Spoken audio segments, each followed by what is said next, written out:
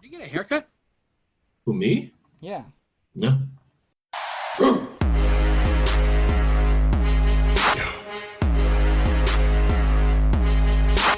Okay, everybody.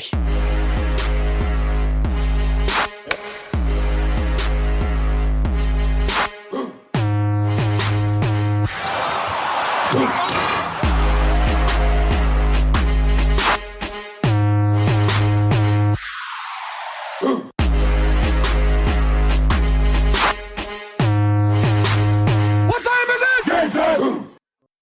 Yo, entering the 1997-98 NBA season, the Chicago Bulls had won 5 championships in the previous 7 years. However, as they sought their second three-peat, the future of the Bulls dynasty was in doubt. As preparations began for the 97-98 season, Jordan and the Bulls granted unprecedented access to a film crew for the entire year. As Jordan was preparing to conclude his time with the Bulls, 3 friends in Toronto were about to graduate from university. This is their story, as seen through the ESPN Netflix docu-series The Last Dance. Welcome to Jordan Ain't No Joke, Episode 6. This is the epilogue. My name is Sammy Younan. You may know me from my Summer Lair. For today's introduction question, Jordan's final Bulls game was June 14, 1998, and about 1 year later, we were facing Y2K. We just survived the end of the Bulls dynasty, only to face the end of the world. Do you have any Y2K memories? Were you fearful? Was it media hype? Or did we thankfully avoid a disaster? Yeah, I mean, I certainly remember that period. It was hard not to get caught up in it, but I think once we got closer to the date, things felt like a little more like, okay, I don't think this is going to be as bad as it seems. And looking back, there was this one guy who was sort of on all the cable news shows who was warning everybody about the end that was going to come, thanks to Y2K, and planes were going to fall out of the sky, and what's that Bill Murray line from Ghostbusters? Oh, Cat, cats and dogs or something? yeah, cats kissing dogs, and like that whole thing, and I just remember it ended up being just like this. The moment struck, and it was just like, well, that was anticlimactic. Um, so yeah, but it was a different world back then. I think now something like that may not really get quite the traction because we have so much information on the internet that we could cross-reference that with. And I'm JT. And I'm DC. Well, to be honest, I didn't take it that seriously. So I didn't believe anything was going to happen. But if I think about it now, I think we all died, and now we're all part of the Matrix. Especially the way people like to talk nowadays. They just Maybe kind of, maybe Y2K did actually happen, and this is yeah, like you said, this is the matrix that we're living in. yeah. So, but yeah, no particular I fear. think I think I was more worried about my PC at the time than I was about the world in general. Yeah, yeah, exactly. All those Word files I had to back up. What were you, Sam? Yeah, it was a weird media thing too, where like the media was convinced that this was something that you should be scared of, but I was also like, well, let me know how this works out, because they were at the one point was saying like planes are gonna fall out of the sky, and I was like, that seems a little extreme. I think they'll probably got this, like they'll fix this up. So I was like pretty casual about it. I'm like, let me know how this works out.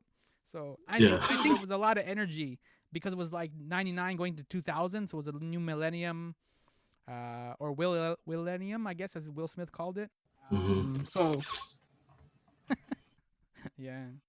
But I think that was one of those moments in history where it's like every time we historically had this new millennium pass through, we human beings would get kind of nutty. I remember people talking about like the Mayan calendar, predicting horrible destruction to the world at the previous millennium. So it's just human nature, I think. yeah. The Mayans and John Cusack. All right. We are here to wrap up the final episode of Jordan Ain't No Joke. So we've been going through the Last Dance, each of the 2 episodes as they've been kind of given, and we felt that there was a few loose ends, a few loose threads. Where would you guys like to start? Impressions of the doc as a whole, or is there specific themes? Or we kind of touched upon some of the Pippin stuff. We talked about Jerry Krause being villain or foil. Where would you like to start? Why don't we start with the idea that MJ was a bully? Yeah, right. What were your guys' impressions? Is Michael Jordan a bully? Or was he a bully? Ultimately, I don't know that he was a bully. I think there was enough. I guess we got to kind of define what a bully is, right? Like, I mean, a bully is someone who puts the fear into people who are lesser than them and are unable to defend themselves. And I don't know that this was necessarily the case here with that Bulls team, or the teams that he played with in those whatever amount of years he played on the Bulls was. I think he was a taskmaster. I think he was tough. I think he was not necessarily always a nice person. Maybe he was even an asshole at times, but I don't know that he was a bully. I think that doesn't really, jibe with the true meaning of what a bully is. What about you, Sam? My answer is no. And I think for a couple of reasons. One is Jordan was always, whenever he was quote unquote mean or tough on players or whatever, it was always within a basketball context. Like, he wasn't like the type to have like vendettas off the court. Like, you know what I mean? Like, there's that scene where like BJ Armstrong was playing on the Hornets and he had a good game. And so Jordan's like, all right, you had a good game. I'm going to come after you. And he did, but he only did it on the basketball court. He didn't come after him like later on when he was like a agent and was like, don't sign with BJ or whatever. Like, even when Jordan was coming back, he called BJ and went to have breakfast with him. You know what I mean? Like, it wasn't something that was off the court. And I think because it was just on the court activities, Jordan realized that they were going to face the Pistons and they were going to face the Knicks and the Pacers. And he needed people that were like fire tested. And he didn't have time to for them to kind of go through the Pistons and the Pacers and the Knicks and stuff and then maybe learn some lessons or not. He felt it was kind of easier to fast forward through things. And I think the fact that he also had Phil Jackson to kind of smooth those relationships and those egos out, I think that also balanced it out. So I think he had a lot of leeway that way. So, no, you need to suck it up, Buttercup. Well, he also, in the moments that we knew about where he crossed the line, Phil Jackson stepped in, and I'm sure there were many other moments like that that we maybe Luke Longley may have something to say because he certainly didn't get a chance to say anything in the documentary. But let me ask, based on that rationale, Sam, like, would you say that is the case when it comes to Isaiah Thomas in the Olympics? Do you think he was a bully in that situation? No, because, well, if you don't mind me stepping in, I don't think he was bullying that situation at all because Jordan wasn't the only one who didn't want Isaiah on the team. Mm-hmm. So, I mean, yeah, there was some leakage of a podcast that happened like 10 years ago where Jordan, in his own words, said that he was asked about Isaiah, or he said that he's not going to play if Isaiah was going to be on the team. But that doesn't mean like Jordan says, he's not necessarily saying, okay, well, I don't want Isaiah on the team. He's just saying, I'm not going to play if he's there, even if that's what he said. The fact that he has 2 different accounts of it kind of plays into, well, that stuff happened a long time ago, so it's hard to remember exactly what happened. But I think we've talked about this before. Magic had a problem with Isaiah. Bird had problems. Karl Malone, Scottie Pippen. So, I mean, that's what they say in the doc, too. Like, there's just no way of him getting in with or without Jordan. Isaiah was the bully, really. I was just going to say, I think really Isaiah and the Pistons were really the bullies. Yeah. Well, yeah, exactly. The bad boys. Yeah, you both make great points, like, for sure. I mean, he's not the, I don't think he's a dictionary definition of bully.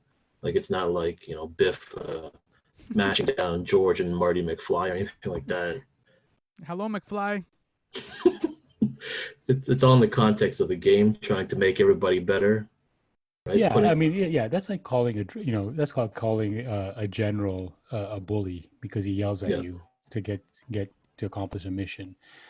I mean, this whole notion that him being a bully is somewhat colored by the current morality, let's say, of in the world right now. Things, people have different expectations of people now, and I don't know that a lot of people can handle that kind of intensity that Jordan displayed, and so that may come off as someone being a bully.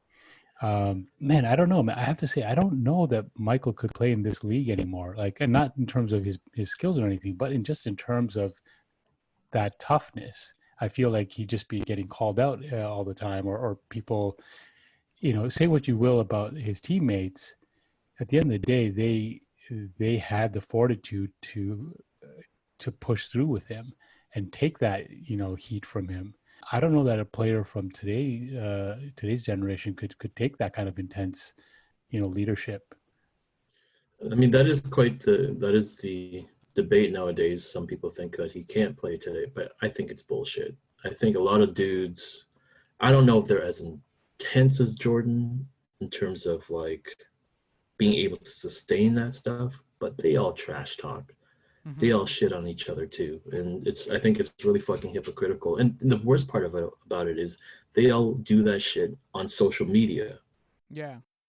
Somebody might say something they don't like, and they kind of clap back, as they say, and it gets really like they call Jordan petty. The stuff that happens on social media between players and stuff gets super like childish. Like when LeBron unfollowed Cleveland Cavaliers.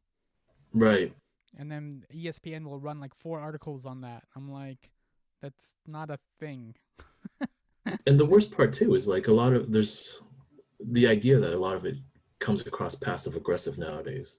Right? Guys will clap back and they'll say their piece, and then there's like a smiley emoji. Oh, just kidding, or whatever. But like Jordan never ran into the other locker room and tried to like get into a fight. That happened with Chris Paul, and I think it was like when Chris Paul was with the Clippers. They were playing Houston Rockets. And this fight went on, and Chris Paul tried to get into the other locker room. Yeah, and I think too that we also don't factor in that a lot of these players are like 19, 20, 21, 22 years old, right? So everyone has a little bit slightly different emotional makeup. You're still figuring yourself out, and all of a sudden you get into the NBA, you get this big fat contract, except for Pippen, and then you are now expected to perform, and you have this weird role where like, and some of them like you've been the man all your life, and all of a sudden you get to the NBA and you're like not starting, you're coming off the bench or other things like that where you have to emotionally adjust. It's a whole different lifestyle. There's a lot of things you got to deal with, and we don't give them enough credit for the fact that like you're figuring things out. Like that's a good point. Like they didn't really even go to college, right? Like they might have gone to college for a year or two. Jordan and the Doc went for 3 years, but for the most part, nowadays, especially most players now only go for a year or two. And let's be honest, they're not really going to classes. You and I both know that. Like, that is true. They are younger, generally coming in a lot younger. So yeah, they definitely don't have that same level of maturity yet. I just want to add one more thing. Like Jordan never gets enough credit for making the league better, because when the schedule comes out, everyone will circle a bunch of dates, or whatever, when they're going to play in Miami. The Miami Heat were terrible at that time when Jordan was playing, so that was kind of like a night off, and you can go out and have some drinks, meet some girls. Raptors were terrible at that time. There's teams like that where you could circle and you can have a night off and you don't have to play that hard or whatever. But when the schedule also came out, everyone circled the Chicago Bulls games because everyone wanted to go with Jordan, and we saw that throughout the doc. Byron Russell's like, I want to go at you. I'm like, all right, Jordan put you on the list. People were coming at Jordan, and no matter which team it was, even if it's like a terrible team that had no chance of winning, they wanted to go at Jordan. Remember when the Raptors won that 72 season? Like, that was their championship. There was like fireworks and like so much jubilation. Raptors didn't even have a winning season that year, but it was like that was their victory. And so because Jordan knew that people were going to go at him, it made the other players, the opposing players, better. And he knew that Jordan needed to make everybody else better. So it's like, it's a reciprocal effect. Like, it's a really cool thing. Yeah, and kind of throwing back to the point about teammates, I mean, Jordan, I think, not to say that he was completely selective, but if he was like a true kind of asshole bully all the time, then he wouldn't have tolerated all the shit that Rodman did. He wouldn't even like they had they had the meeting with Michael and saying, hey, Rodman needs a 48-hour vacation. And yeah, even though he doesn't like the idea, but he knows that Rodman's that kind of personality. He needs that space.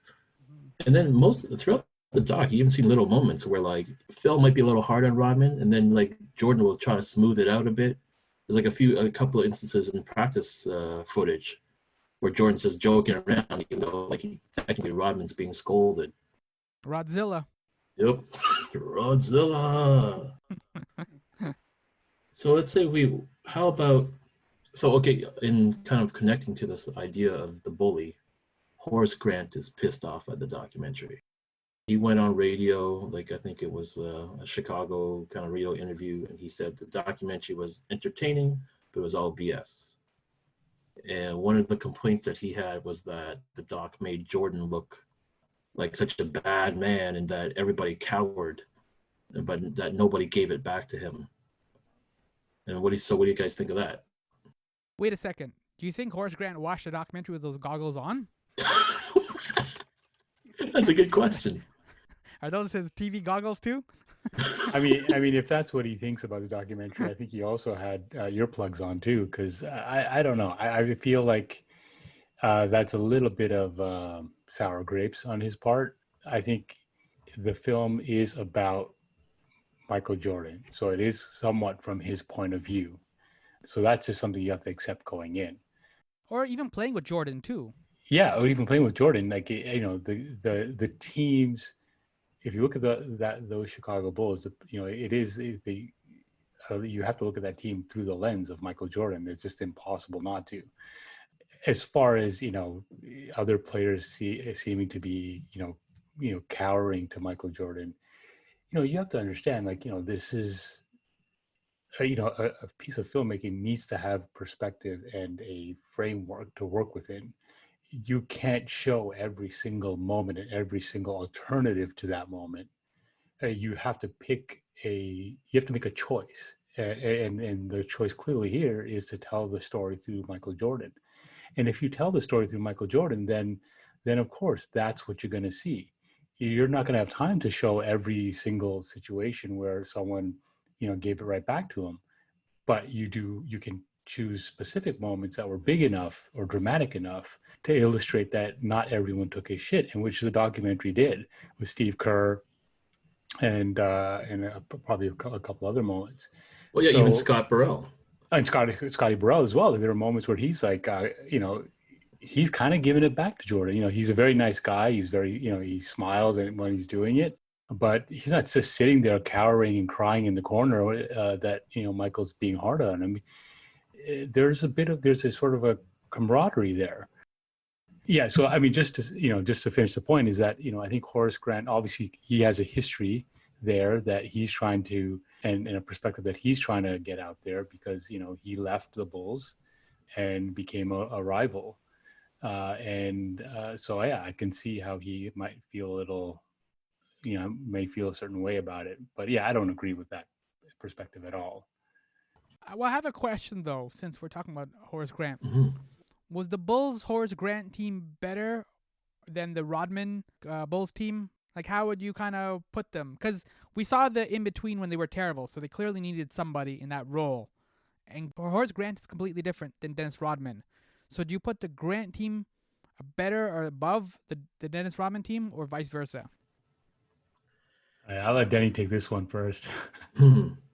It's kind of weird. There's arguments for both, but it's sort of like the first three-peat team was like the Beatles, like in the first half of their career.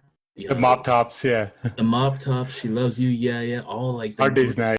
Yeah, and it's almost even still when they were like even just before they got really big, because if you look at the team, the makeup of the team and the players, in terms of talent, the second three-peat team I think was more talented. Mm-hmm. the first team is interesting to watch because you're like watching a group of guys who are less talented but played smarter Yeah. and who are really like they had a good chemistry going on. So it's hard to say, but if you put those two teams and you play them against each other, I think the second three-peat team would win. Yeah, that makes sense. Yeah. Yeah, I mean, I think Rodman. I think in that situation, I think Rodman for me is a very special player. You know what he brought to the team. I mean, take everything off the court out of the equation.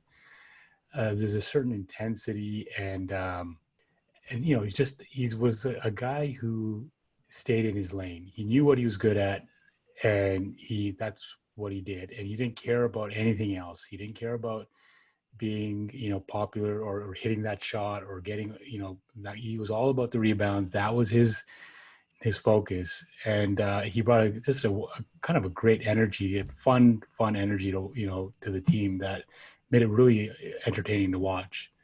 Well, and Carmen Electra too. He brought Carmen Electra to the team. Yeah, she was there too. That's also fun to watch. Madonna. But yeah, and he also brought mind games. You know, he just brought the dirtiness. Yeah. And that load management too. the pre-load management, load management. You know, for me, for that second three-peat team, I think Tony Kukoc he's like the major X factor between the two different Bulls team.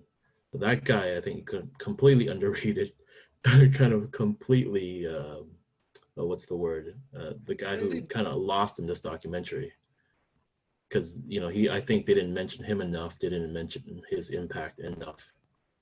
Yeah, the second three-peat team especially, because we touched upon this before, but like you already have Jordan who kind of sucks up a lot of the headlines and a lot of the oxygen in the room. Pippen usually has great games, so Pippen kind of gets some headlines and some great stats and stuff. And then Rodman is Rodman, and he's kind of wild all over the place and taking off on vacation and stuff like that. So you don't really have enough time to get to Tony Kukoc and kind of recognize what he's doing. And it's the same thing too, like Steve Kerr. I think most people now know Steve Kerr because he's the coach of the Warriors and he's won some championships and stuff like that. But they would be shocked to go back and see him play. And like he was an integral part of the Bulls. Like he hit a number of shots throughout the whole run. And he doesn't get enough credit either. It's kind of, you know, like I think we might have said it before. We touched on it before. But it's like the Real Housewives of the NBA.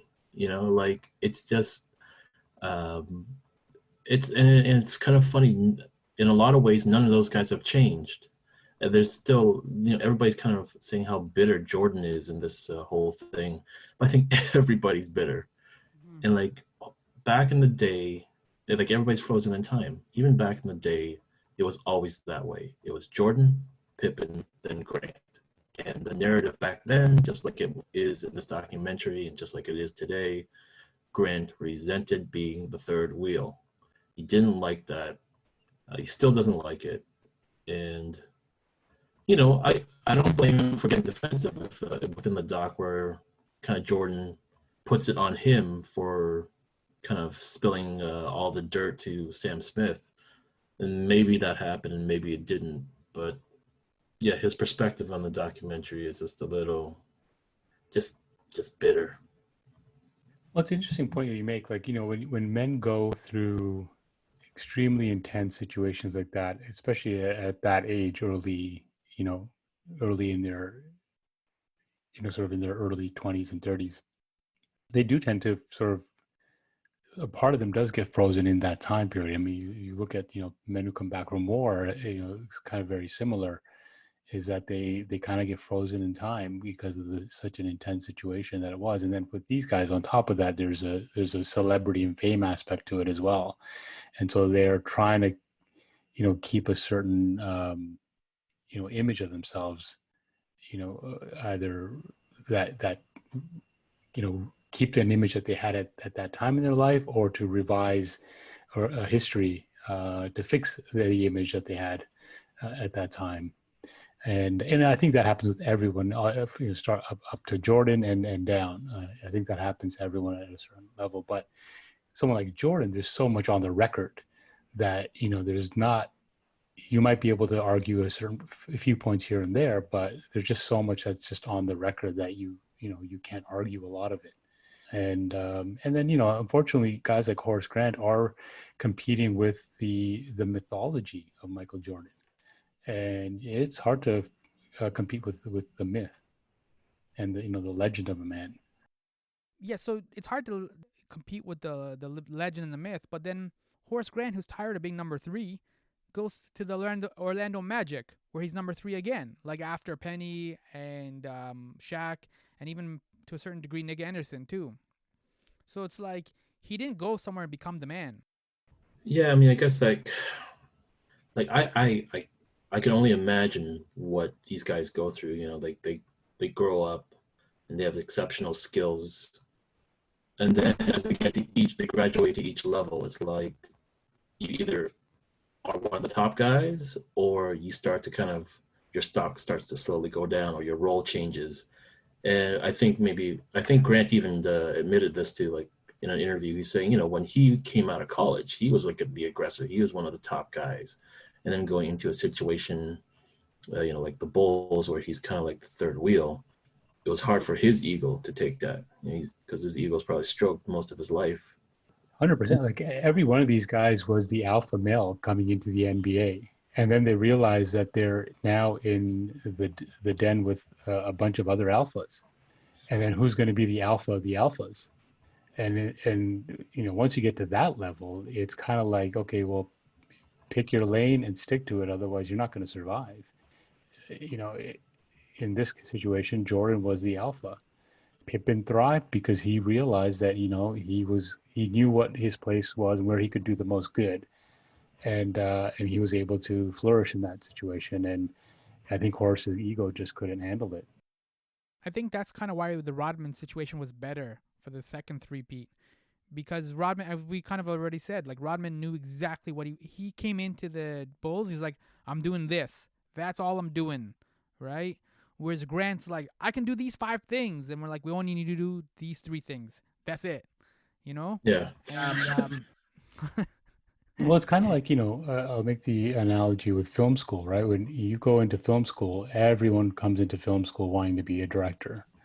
And then, by the first or second year, you realize whether you're going to be a director or are you going to specialize in another aspect of the filmmaking process, because not everyone can be a director or wants to be. You find yourself, right? You find like, okay, well, I'm actually really good at this one thing. I don't want to deal with the headache of being a director, but let me just do, cinematography or whatever it is. And I think that's kind of what happens here as well.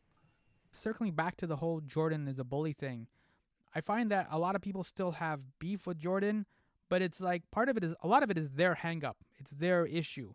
Like Barkley and Jordan don't kind of get along, but Barkley was kind of mean to Jordan. Like there's some things that they got to resolve there. Same thing with Horace Grant. Like you need to let stuff go now. Like the championships are done. You're not gonna play anything. There's no need to relitigate it. It's kind of done. Isaiah Thomas and Jordan, that's never gonna get salvaged.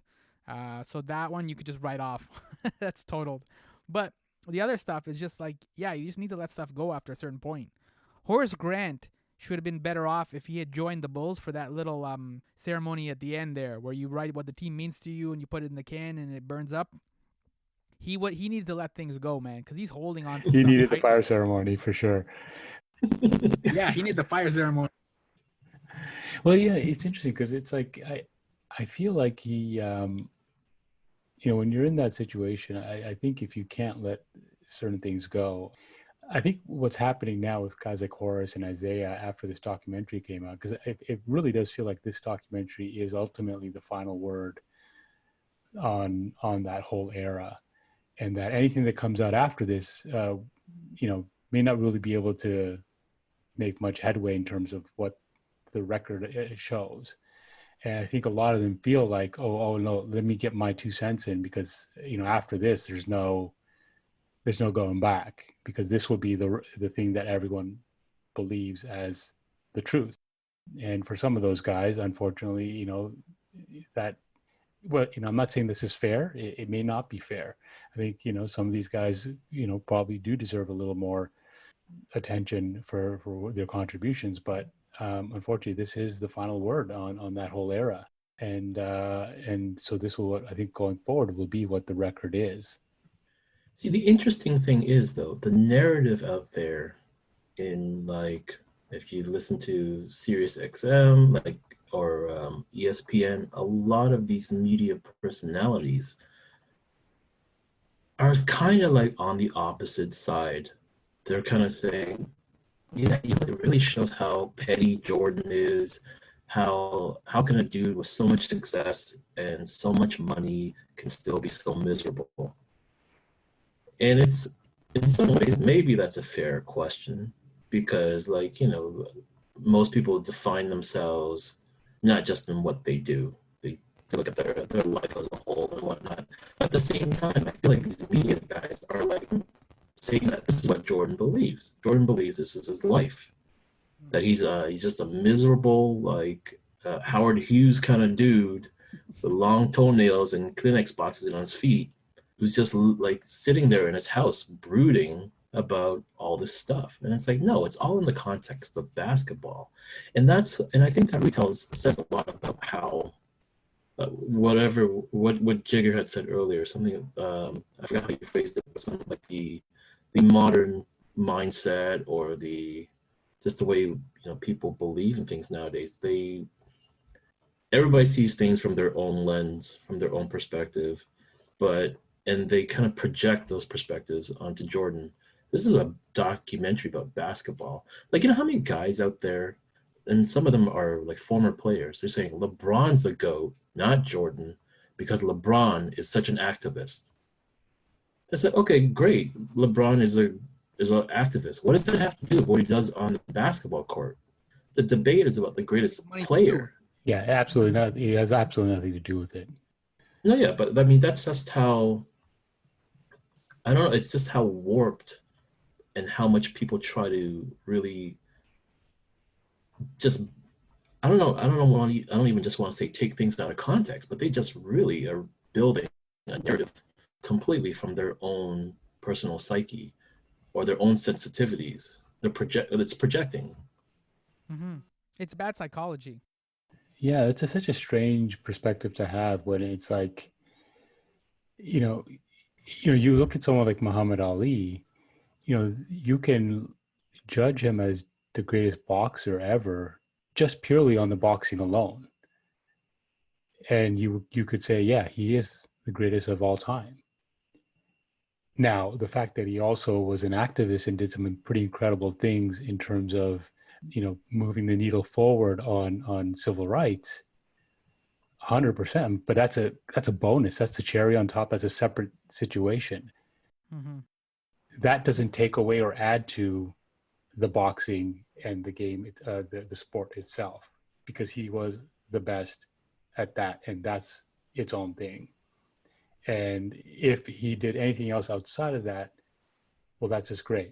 But if we're talking about just the sport, then let's just talk about just the sport and on the merits of that, which is what I feel like people are trying to, because they have nothing to offer in terms of the play, the game, as far as LeBron goes. It's like, okay, LeBron was great, but we just know that he was not as good as Jordan, or is not as good as Jordan on the court.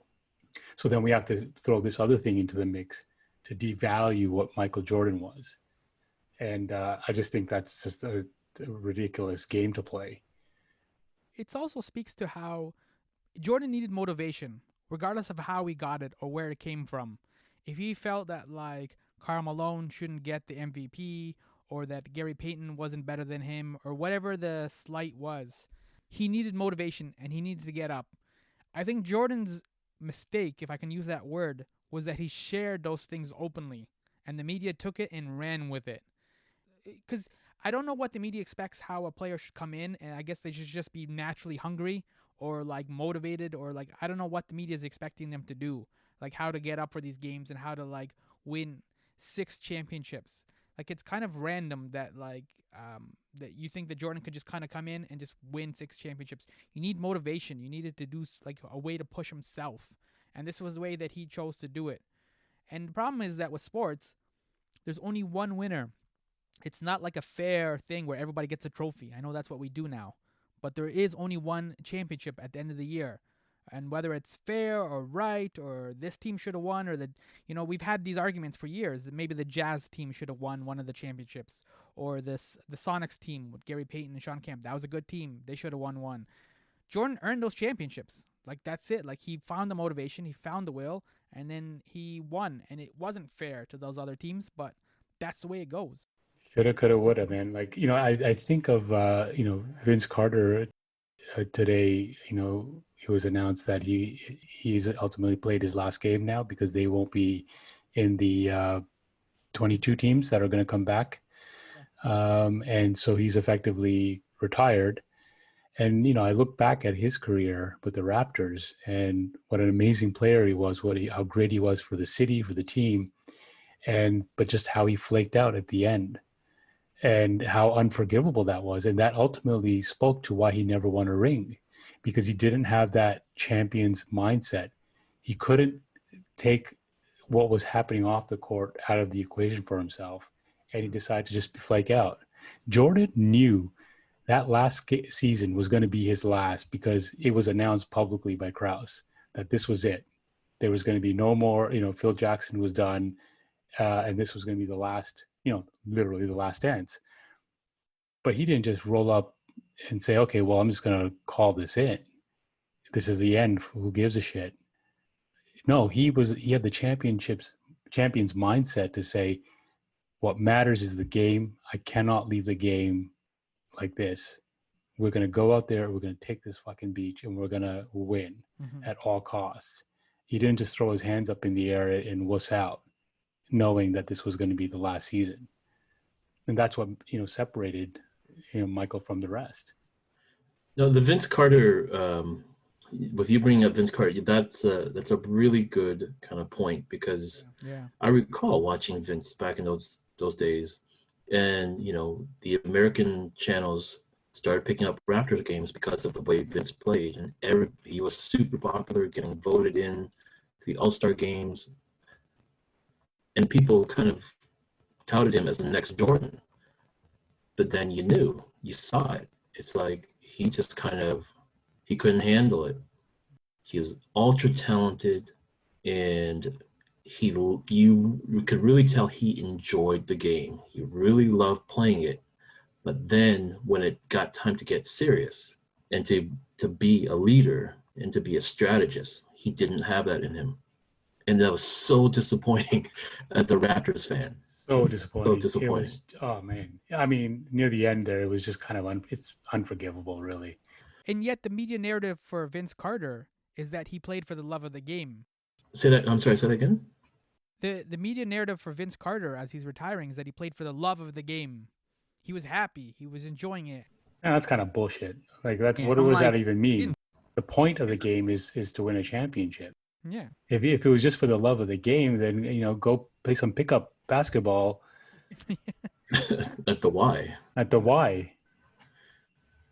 Yeah, I mean, see, I think what a lot of people have a hard time understanding is that I don't think anybody exemplified the love of the game more than Jordan.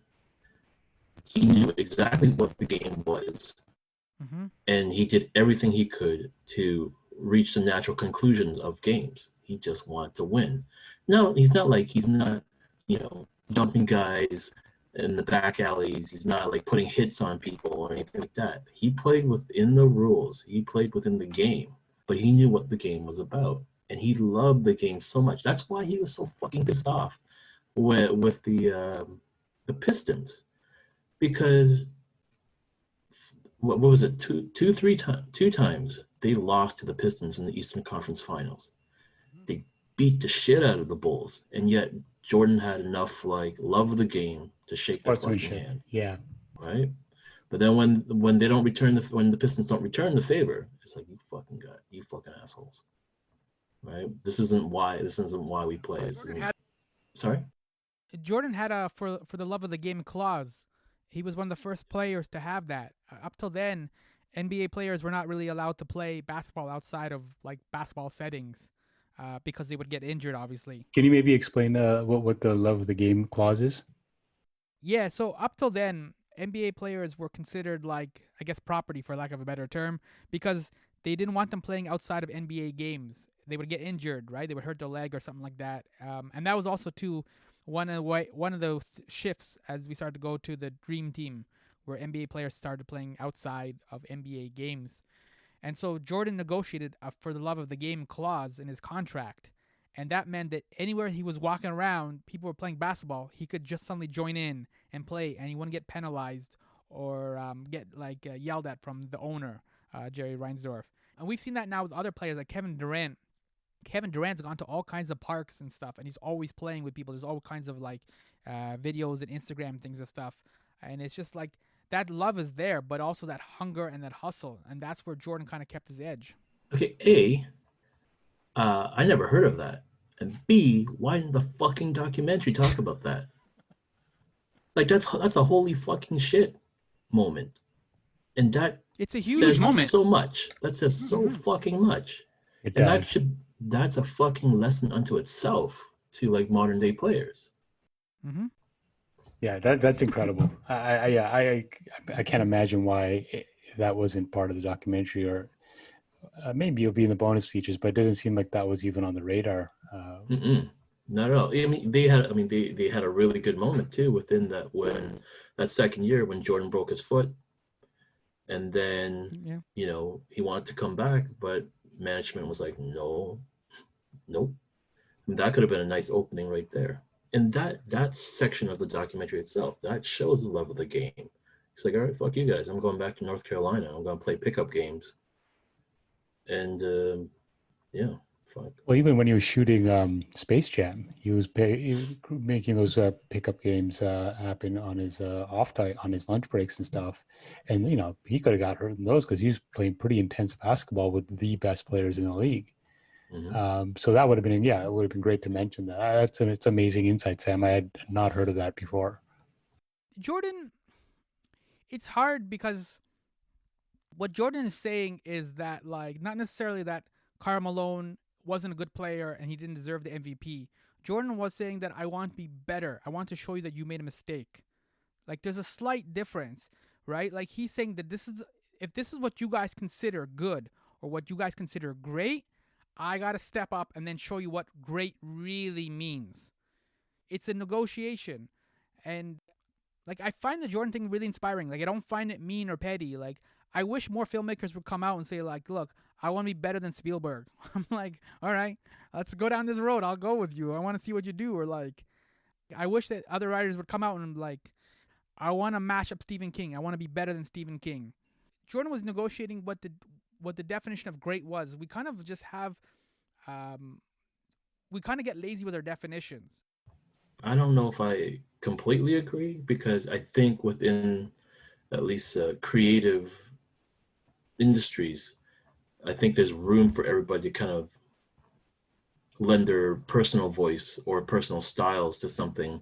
Whereas in sports, it's a pretty clear-cut winner-loser situation. Somebody's got to win, somebody's got to lose. Whereas in movies, even as a commercial venture, it's sort of like, you make X amount of money at the box office, you're pretty good, and they're going to keep giving you work, and you can still do like good work as time moves on. But I don't think like Coppola, can you say Coppola is a better filmmaker than Spielberg? Well, they're kind of different styles. So I think in that world, there's enough room for both of them. But yeah, I mean, I think publicly that's not something that you necessarily would find or need for filmmakers and writers, artists in general to do.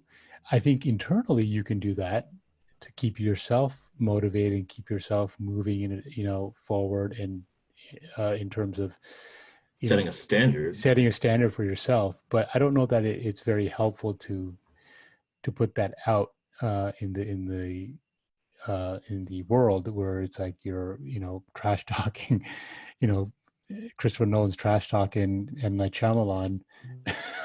Oh, that would be fun. Yeah, it would be fun. I don't know that necessarily works, or that analogy really applies. I think this purely comes down to sort of a competition win or lose or winner takes all situation, and that's typically not the case with artistic ventures. But to your point, Sammy, it would be fun to watch at times, but I just don't know that it really applies. Fair enough. So let's jump to a different topic then within the doc. The portrayal of Pippen. There's been a lot of talk.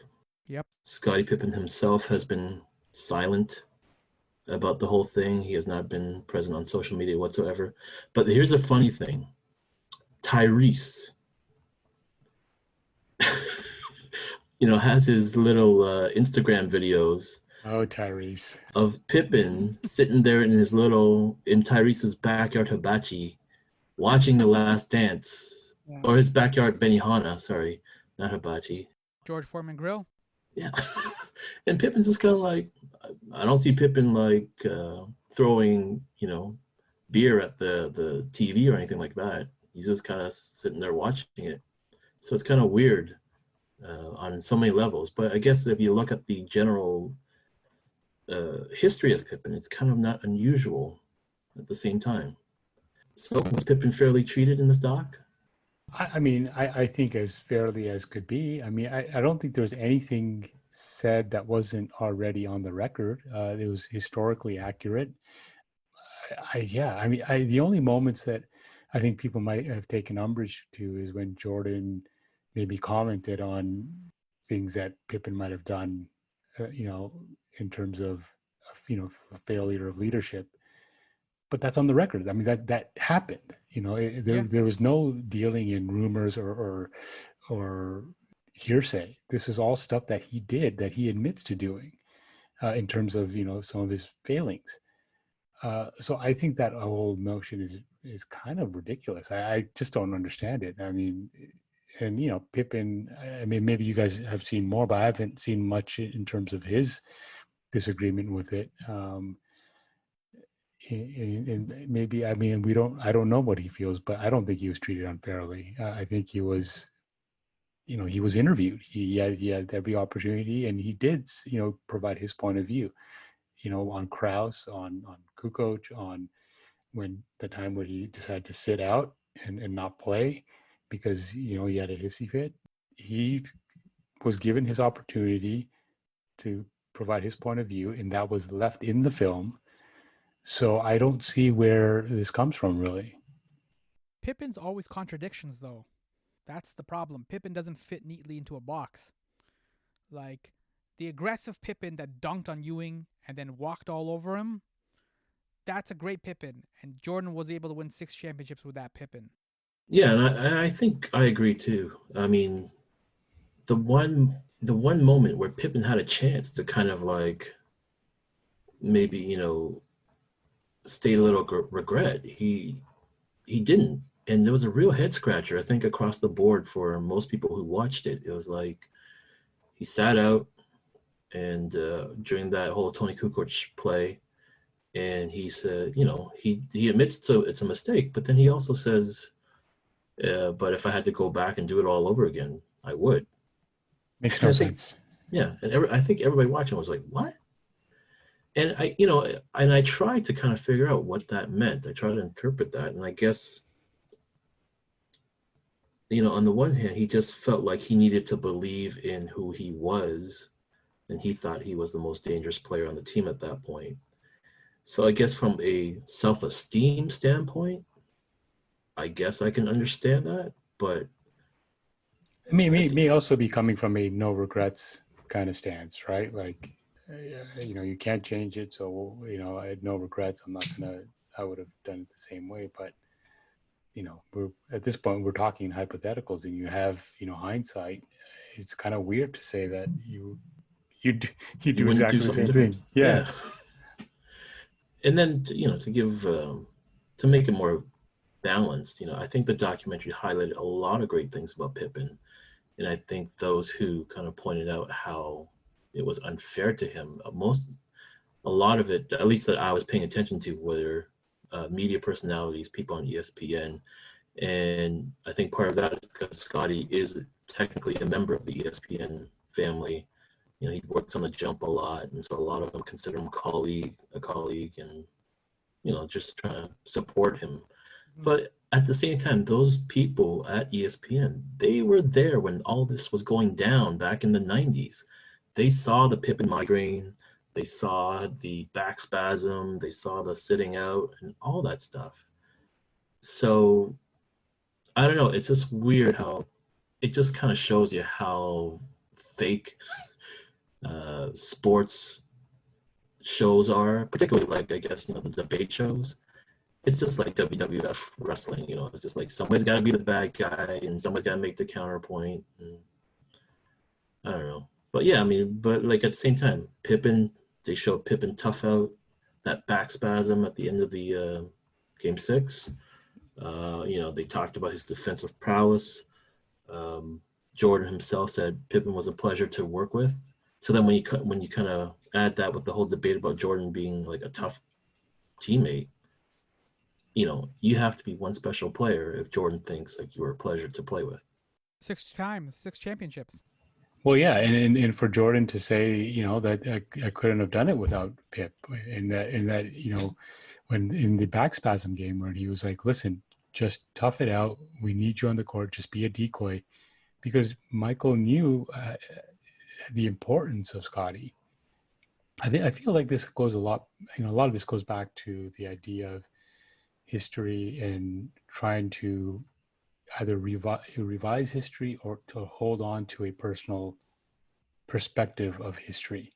A lot of these guys you're talking about at ESPN are trying to just tell the same old stories they were telling back then, because that's all they knew, and that's maybe that's part of their identity.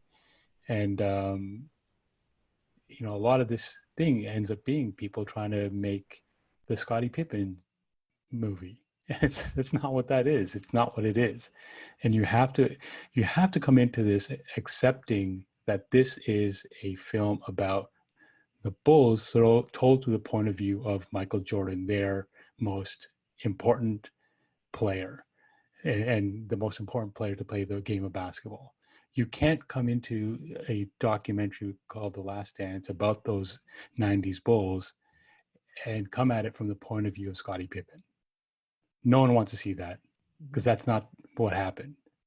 So you can make that, but it's not going to be interesting because he is not the focal point of the team. You can have a nice maybe sidebar about him, try to incorporate his story as part of a whole, but he is not the alpha in this situation. He is not the man. That was Michael Jordan. And I do think, that being said, he did get his fair due.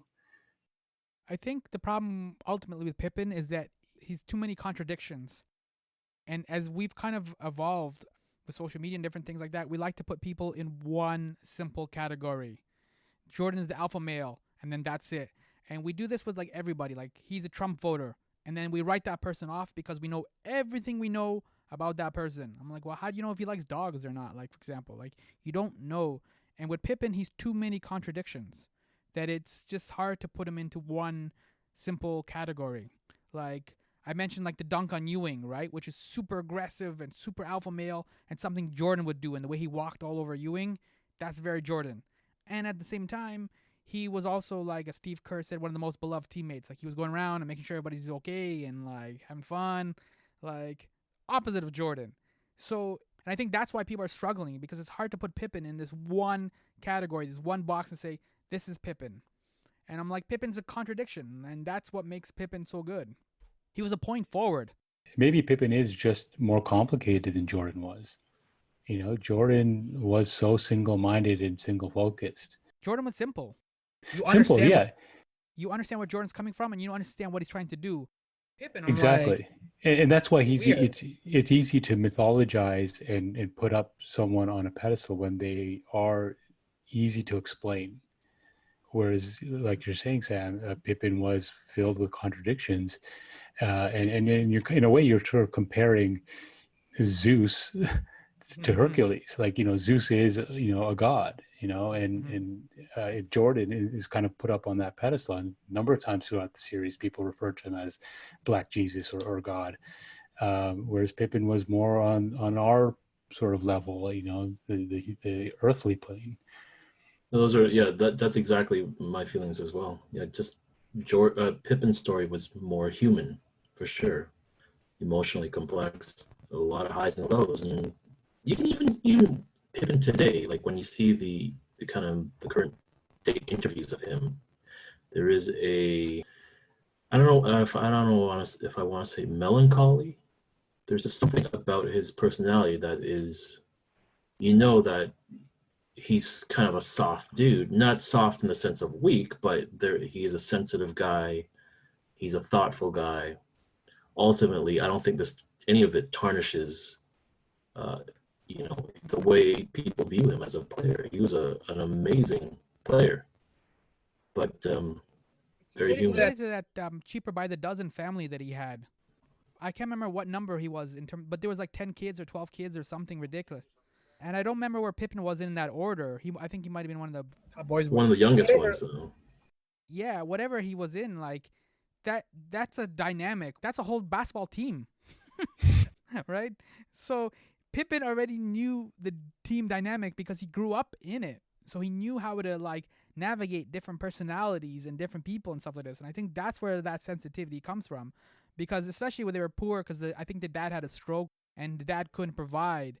Pippin knew how to be like sensitive at times and like maybe share things like Christmas time or something when they didn't have enough stuff, and other times when they had to be tough and demand things or whatever because they were poor and all that kind of stuff.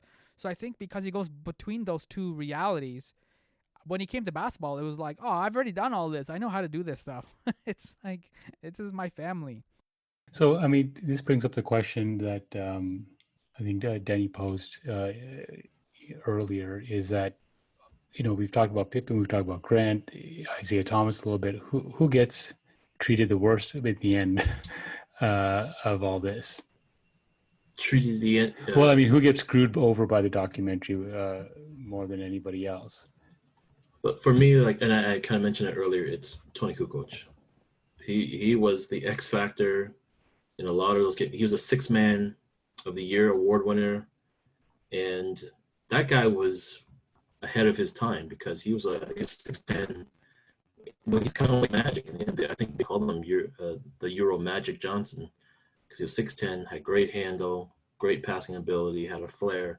And if Kukoc had played for a different team, maybe a less competitive team, he would have been much more. His skills would have been way more pronounced. But I think just with the psychological strength of Jordan and Pippen and the hierarchy that was built there, like he never really got a chance to kind of shine as much as he could have. That being said, he had a lot of great games himself. That was an early international player too, so NBA wasn't quite as friendly then for those international players as there were now, and I think that added a layer. Yeah, well, it did, but what also added the layer was Jerry Krause. Oh yeah, I'm gonna replace you with Tony Kukoc. Yeah, like Pippen was sitting on the sidelines waiting to negotiate a new contract while Krause is out over in Europe watching Kukoc play, and then he was just like drooling all over Kukoc, saying he's the future. He's the future of the franchise. Yeah. I mean, I think so. Connected to sort of the whole Kukoc situation, I would say that in a way, I think Jerry Krause probably got screwed the most in all this, despite all his faults, and there were many. Part of it, the fact that he is no longer with us and was never able to speak, on his own behalf. He ultimately became somewhat of the villain of the piece, and that may be a question too. Is he a villain? But they tried to sort of soften it here and there, where people would say, look, at the end of the day, he was a GM for that Bulls team, and he was the one who put everyone together, and he didn't always make it easy for everybody, but he was the one in charge. And so maybe he wasn't as bad as people say he is. What are you guys' thoughts? I think with Krause, the obviously the death thing, because you don't know how he would have reflected on this. Like, this is 20 years after, right? That's a lot of time. And we've already touched upon the fact that, like, Horace Grant still kind of has some bitterness of how he was treated. Isaiah Thomas, like, that whole moment where, like, but I met the criteria. And then that lower lip quivers. Like, There's moments like that. It would have been interesting to hear 20 years later, after he's had some time, how like Krause would have felt about things if he would have done something different, if he would have like maybe been like nicer or kinder or whatever. Like that. That's a real loss, and unfortunately, there's just no way to go back and replace that. But I think at the end of the day, we've touched upon this, but he couldn't get out of his own way. That was the problem too. I think he was another one that when we talk about with Horace Grant, Krause wanted a lot more credit. There was that one championship, I can't remember which one it was. Documentary jumped around so much, but they were pouring champagne over Krause, and he was like, the organization did it, and the organization is so amazing, and he was going on and on about the organization, how skilled it was, and it was incredible for the organization, and we benefited. And I'm like, yeah, but you were not on that court at all. It was the Bulls players. Yes, they play for you, but it was the Bulls players like Jordan and Pippen and the rest that like won that championship. Yeah, but okay, I have to somewhat disagree here because that is his perspective. I mean, that's where he comes into the game. That's how he comes at it. I kind of feel like as a GM, he kind of has to give credit to the organization. Now, maybe not. That doesn't mean take away from what the team and the guys on the court did, obviously, but he has to pay his respects to all the back end, so to speak. Yeah, but you start with the players and then you work your way to the organization, though. That's true. Drafting players is to like win the games. But but that's some of that also could come down to this whole idea of perspective and the editing, right? Like, I don't know what the whole clip was. Maybe he did say something about the team beforehand, but because the film had taken a certain point of view or structure, that he needed to be, the heavy, that they sort of shaped the edit such that his comments are taken out of context. I'm going to disagree with that. It's not like TMZ decided to do a piece or something. There were a lot of clear-cut indications. I think in kind of the way you've put it before, Jake, it's on the record. And I think this is part of the struggle with this documentary and how people view it. It is definitely its own bubble. The game itself, the NBA, and what is happening in that world on the court. And then what is outside of that, your home life, who you are as a human being and as a friend and whatnot. A lot of them guys are saying, Krause wasn't a bad guy. The way you saw the way he played with your kids, he was a nice man. But as a GM, there was a lot of credit given to him. He made a lot of good decisions. But the guy also got in his, like Steve Kerr said, he got in his own way. He just didn't know when to stop. And so in that sense, within that world of the court, I mean, I think he was the villain. Why are you saying, after you winning 5 titles, that Phil can go 82-0 and he's still not coming back? Yeah, there's no excusing that. There's certainly no excusing that. And then they go into that storyline even further, how like Krause's, stepkid was getting married that summer, and he invited everybody on the team except for Phil. And meanwhile, he's grooming Tim Floyd. He's going fishing trips with him. And it took Jerry Reinsdorf himself personally stepping over Krause and saying, no, I want Phil back for at least one more year. And he set up a 1-year contract for Phil to return for that last season. And he did it over Krause's head because it's like, no, Jerry, that's not the way, it's not going to happen right now. And then somewhere midway through the last season, it was like at All-Star break, Krause went on the media and he said again that, we would love to have Michael back, but he's going to have to play for a different coach. Couldn't get out of his own way. So, and I'm sorry if the guy's he's not around to kind of defend himself, but it could be same situation similar to Isaiah. Jordan would still have the same feelings. Like, he can say that now. You can kind of say, well, hindsight is 2020, but at that time, he could have turned it down a few notches, maybe. To connect to that, though, do you think that Reinsdorf is getting off too easy in all this? Like, was he really this sort of absentee owner who basically, showed up once in a while and because he's still alive, he was able to make himself look pretty good. Like he made sure to to mention that he kept paying Jordan's salary while he was playing baseball because it was the right thing to do. And it's like, okay, you're just making yourself look good. But where were you when all this other shit was going on? Like, you're telling me that you weren't in conversation with Krause at all during all this controversy? And so I think he gets off a little too easy. I feel like he wasn't asked a lot of really hard questions, or if he was asked a difficult question, he wasn't pressed. He wasn't asked follow-up questions. And I think maybe, and I said this, I think in episode 1 of the podcast, was that he feels more like the emperor to the Darth Vader. Like he's the guy pulling the strings in the background, and Krause is Darth Vader. And anyways, I won't belabor that that analogy, but the point is that I feel like he does get off a little too easy. At the end of the day, if we're talking about leadership, he is the owner, and he had certainly a relationship with Michael Jordan and Phil Jackson. I don't think he was just off, dealing with the White Sox the whole time, especially when they were playing really well. I'm sure he had a lot of conversations with Jerry Krause that apparently he gave Jerry Krause a lot of rope. And so you have to take responsibility for some of what happened. And that's a fair question, and it's a fair point. Danny, you brought up a good point earlier when you said like the first three-peat team was like the mop top Beatles. And I think we always overlook or forget that. Like the Bulls were a rock star team, and that had never really properly happened. There was lots of players that were popular and teams that were really like well regarded and stuff like that.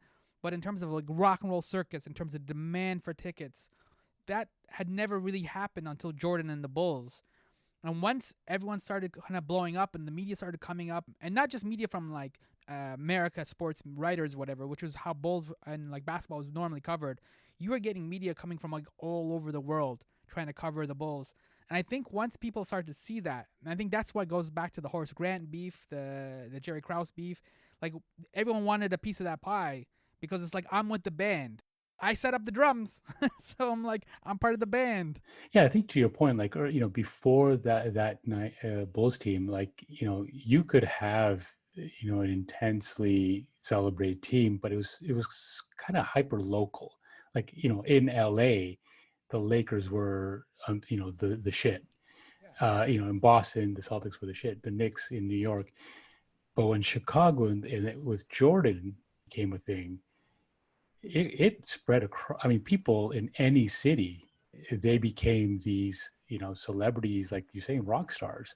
That again, I think lends to the idea that these guys, especially Jordan, transcended basketball because it became an international phenomenon, a national phenomenon, then an international phenomenon.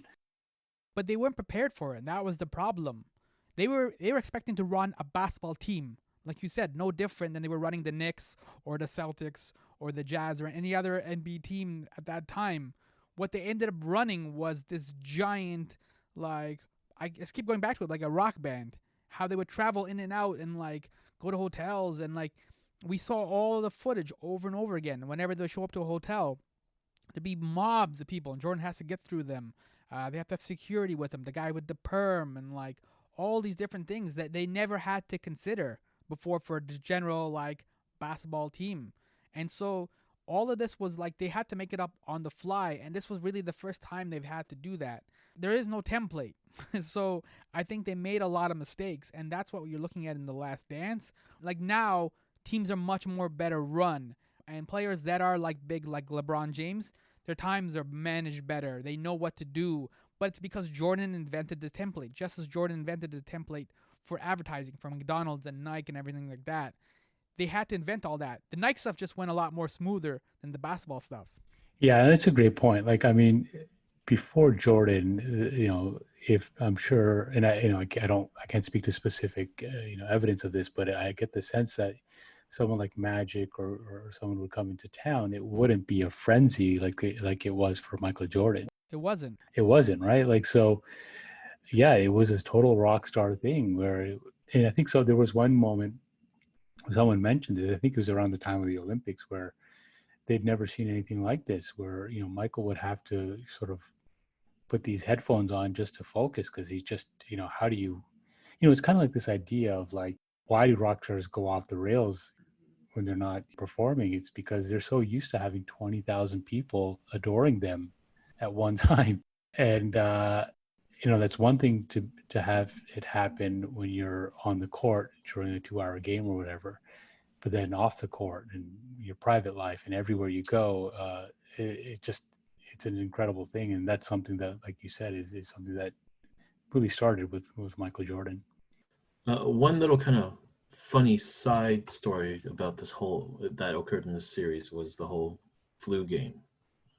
That ended up being Pizzagate. And so the narrative out there has been, well, actually, like Sam Smith came out, and he wasn't too long, like just maybe a couple of weeks ago, he came out saying that, he think Jordan lied on a few occasions in the documentary. And he said it wasn't anything big, but just little details here and there. But the one thing that he theorized was that he really thought the pizza story was bullshit. He thought that Jordan might have had altitude sickness, but it would have sounded less masculine to say, I have altitude sickness. So he decided to go for the more masculine, I got food poisoning. Yeah. Yeah. How would it look if Air Jordan had altitude sickness? I didn't think of it that way. Yeah. But that's funny.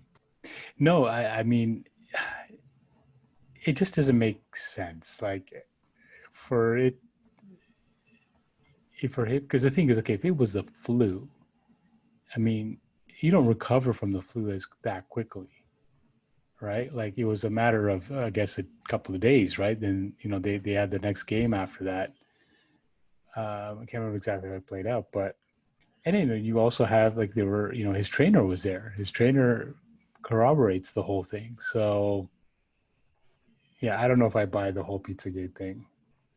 I'm 100% convinced it was poisoned. Like, it was food poisoning. Like, somebody from Utah put some rat poison or something on the pizza, some Drano, whatever it was that was in the store. Okay, I mean, I don't know I don't know that I would necessarily even go as far as that whole conspiracy theory. It could have just been a random coincidence that he got food poisoning. It's not like he ordered a pizza from Pizza Hut, right? Like it was like it was Pizza Hut. Oh, was it Pizza Hut? It was Pizza. That was the problem. Maybe that was a problem. It was just too greasy. The pizza was just too greasy. But no, my beef is really with Sam Smith and this whole theory. It's just like, okay. So, and, we touched on this, I think, in our last podcast, but the pizza guy, he surfaced and he did a few media interviews. And so there is a pizza guy. So if you come to believe Sam Smith, so what? So Jordan got together in a room with Tim Grover, one of the most respected basketball trainers in the world. They got MJ's best buddy, and they got MJ's mom, and this actor who's playing a pizza delivery guy, and they put them all in the same room and say, "Okay, here's our story." Yes. It's like I don't know, man. Sam, like, what's going on, bro?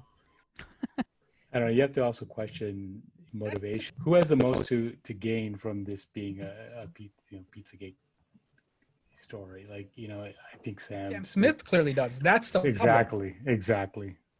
Whether it was food poisoning or altitude sickness, it doesn't matter. He still played an amazing game, whether it was altitude sickness. Like, no one is saying that it was all completely fake, that none of it happened, that he was just putting on a show. No, regardless of how he was sick, he was sick. And you can call it altitude sickness, you can call it food poisoning, you could call it whatever. I wouldn't give a rat's ass if it was like a hangover. Yeah, exactly. Even if it was a hangover, it doesn't matter. The point is that he played a superhuman game when it counted, and that should be the takeaway. So again, this goes back to this whole thing of people trying to, do this revisionist history, create, something that wasn't, because it benefits them and their notion of what happened. LeBron. LeBron, right?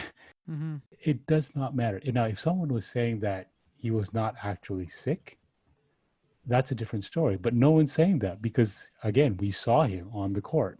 There were witnesses. So no one's saying he wasn't sick. They're just saying they're complaining about how he was actually sick, which is a kind of a bullshit complaint and stupid. Yeah, and Utah lost the game and lost the series. Exactly. So Exactly. that's the other narrative that people overlook. Like, you couldn't defeat a guy who was either hangover, altitude sickness, or throwing up, whatever it was. Right. And Take advantage. at the end of Right? the day, Jordan won. So what did he have to gain by saying that, oh yeah, I won and I was super sick at the time? Like, it doesn't matter. He won at the end of the day. Like, why would he waste the time and energy to come up with this story about being sick when ultimately it didn't matter because they won anyways? Right. And Utah also had the problem with, remember that when towards the last episode where Pippen had the bad back, the other Utah series, right? So it's like, you couldn't defeat Jordan when he had food poisoning, hangover, whatever the issue was. You couldn't defeat with Pippen and a bad back. Like, that's it. Those are your like, if you're not good at what you do, like, there's no way around it. This Sam Smith thing though is irritating because, again, when we were talking about like Jordan created this whole like rock star template, it meant that he also created this whole cottage industry of people like writing books and making documentaries and all this stuff about him. And I think this is also feeds back into our beef issue with like Horace Grant. Nobody's going to write a Horace Grant biography or or make like a documentary or anything like that, right? Like, it just, he doesn't get enough clicks, basically, right? Like, I know there was no clickbait back then, but everything Jordan said or did was clickbait. Whether he actually said it or not, he never actually said Republicans buy shoes on the record until this documentary. But it turns out that he actually did say it. But he said it as a joke That's the on thing, the bus. like, He said it as a joke, but the problem was it was never reported that he said it as a joke. It was never like, it was like, Context.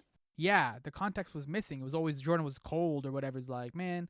But the point I wanted to make was that, like, Sam Smith should have gotten the Isaiah Thomas treatment in this documentary because he profited a lot off of Jordan, and not all of it was like, quote unquote, for the love of the game or the pureness of it or however you want to phrase it.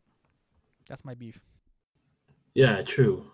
And then even within this documentary, he was like, Sam Smith was saying, well, I didn't even know the book would, like, I was just as surprised as everybody how popular the book was. Stop it.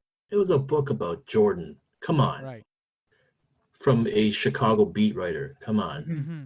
One of the things we keep circling back to is the media narrative, and I find that the media didn't get enough criticism for the way that they were portrayed in the documentary. It's a weird thing because Jordan wouldn't have been elevated without the media, but at the same time, the media wasn't, I don't want to use the word fair, but they weren't honest in their intentions and they weren't honest in their agenda and how they portrayed Jordan. So they should have gotten some criticism for that. They were a bunch of Craigs. Yes, they were, yeah. way to go, Craig. Way to go, Craig. Well, but this Rest in peace. Right. Oh, yes, rest in peace. Well, I mean, but that also speaks to the fact that, this was all happening at a time when the media landscape was changing as well. Yeah. This was the era of, the 24-hour cable news had started by that point. And then you have, ESPN becoming a huge thing. ESPN. They needed content. And the best way to create content was to fabricate outrage, and much the way it is now. So you can't sort of separate those two events historically either. And that was one of the big pushes for Jordan retiring the first time around, because he was like, I've had enough of this shit. Like, that, just right before he retired, that was the whole, like, the media started getting on his case about gambling. And yeah, Jordan, the flaw of just being somebody who just gambled a little too much, started gambling with maybe the wrong kinds of people that he didn't even know that they were shady people. But it's like, the guy gives you all his fucking time. And even to this day, a lot of like the veteran media personalities, they kind of compare the Jordan who was accessible back in the 80s and early 90s, to the Jordan who was like distant, after a certain point. Well, and that was because you all try to like basically sabotage the guy's reputation. after a while, if the guy kept saying to you, I don't have a problem, but you kept reporting that shit and you start connecting the death of his dad to his gambling habits, it's like, fuck you, man.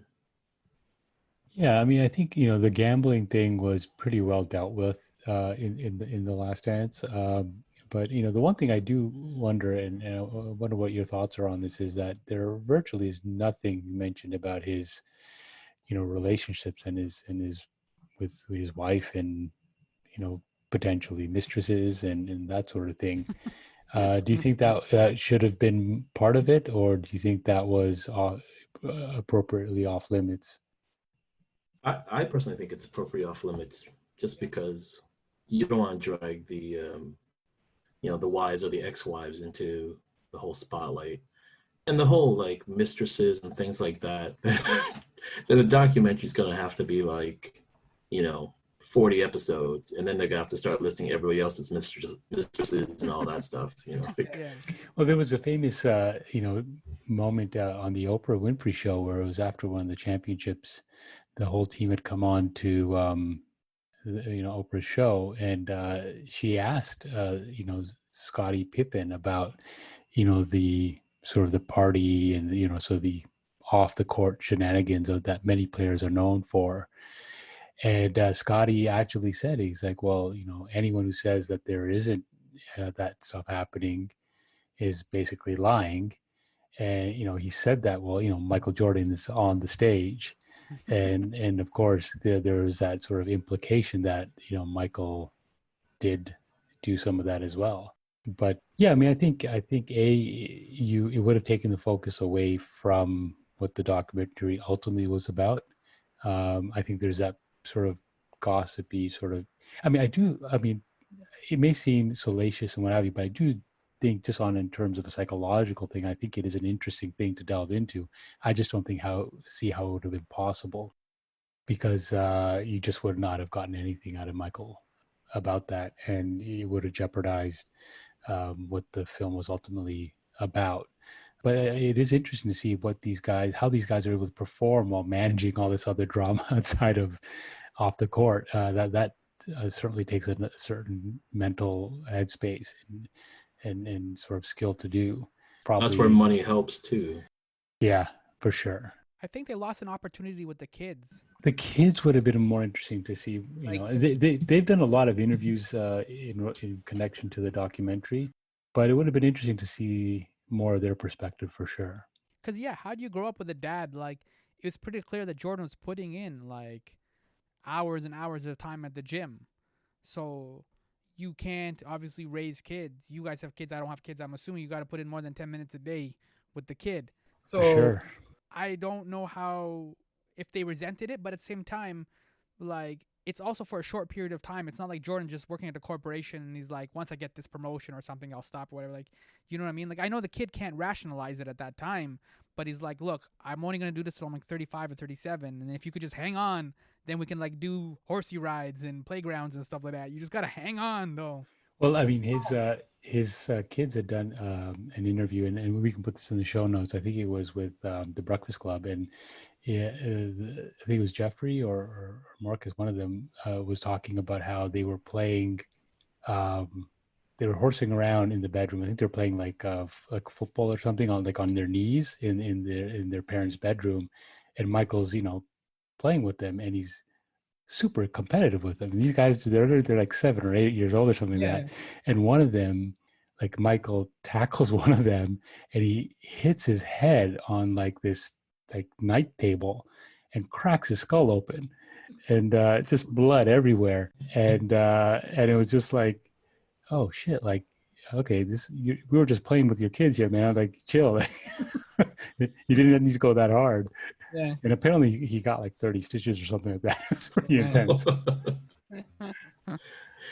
Well, actually, this is a good segue into the ultimate question. Really, is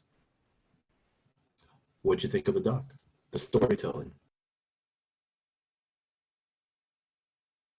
I think this is going to do a couple of things. One is, we've already alluded to this. As short as it is, with only the 10 parts, I think this is going to be one of the last Jordan proper statements that we get. I don't know how many more documentaries and things Jordan would be willing to participate in moving forward, especially with the modern Jordan now, like doing those interviews and stuff like that he did for this doc. I think he's probably said as much as he wanted to ever say on the record. I think if the doc ever like did have like DVD features, it would be interesting to put all the modern Jordan interviews just unvarnished and just like put a section of them just so you can hear them in a row without the footage.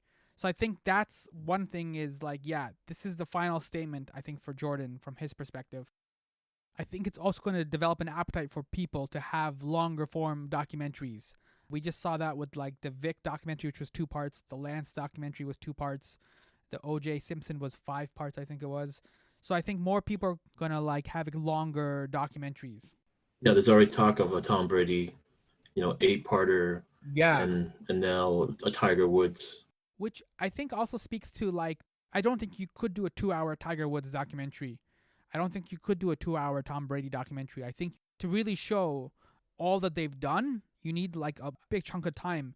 And our frustration throughout this documentary was this part was too short, or they should have put more highlight on this scene or that scene, or like the Space Jam summer. More nuance. Yeah. And that was 10 parts, right? So like, yeah, I understand budgets, I understand time, and I understand all these factors and stuff like that. But I'm like, the players that are coming up now, like a Derek Jeter or something like that, for example, he needs a documentary. Wayne Gretzky needs a documentary. And I don't know that you could do that with just like a 2-hour thing. But to have a skilled filmmaker, I think that's going to be the rare part. Like this guy was able to balance all these things with the nostalgia, the modern Jordan, ask good questions, and great editing montages with the soundtrack. That's a great package. You're not going to get a lot of directors who are going to be able to pull that off and do it well.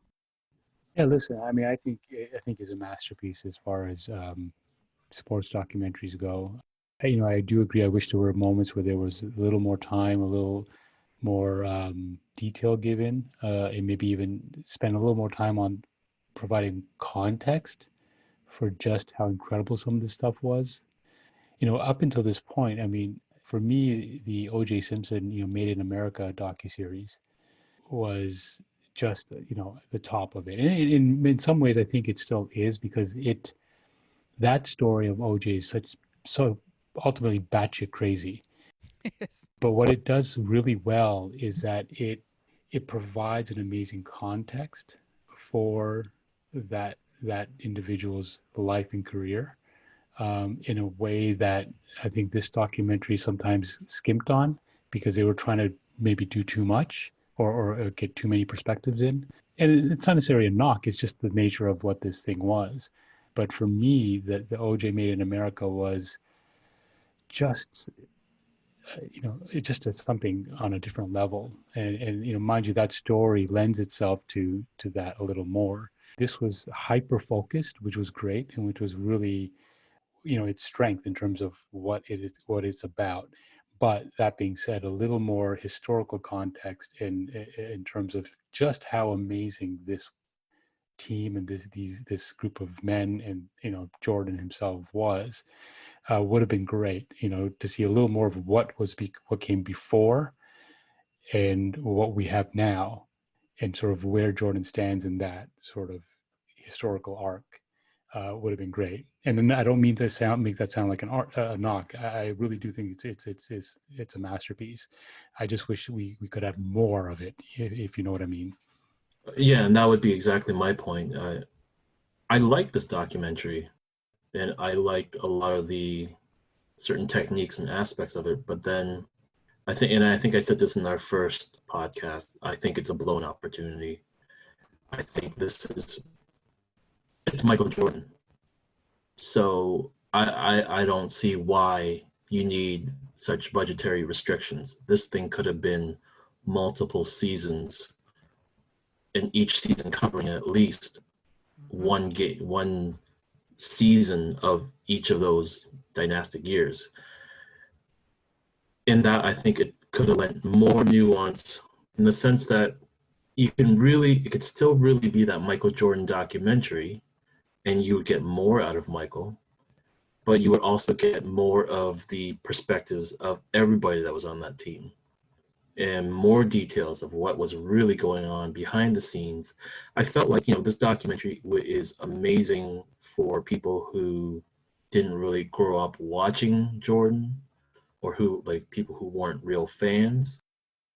But a lot of it was kind of like, okay, yeah, this is stuff that we kind of know. And then they went into a little bit, it wasn't just like one sentence. They kind of formed it into little longer paragraphs, but it still wasn't, for me, enough and new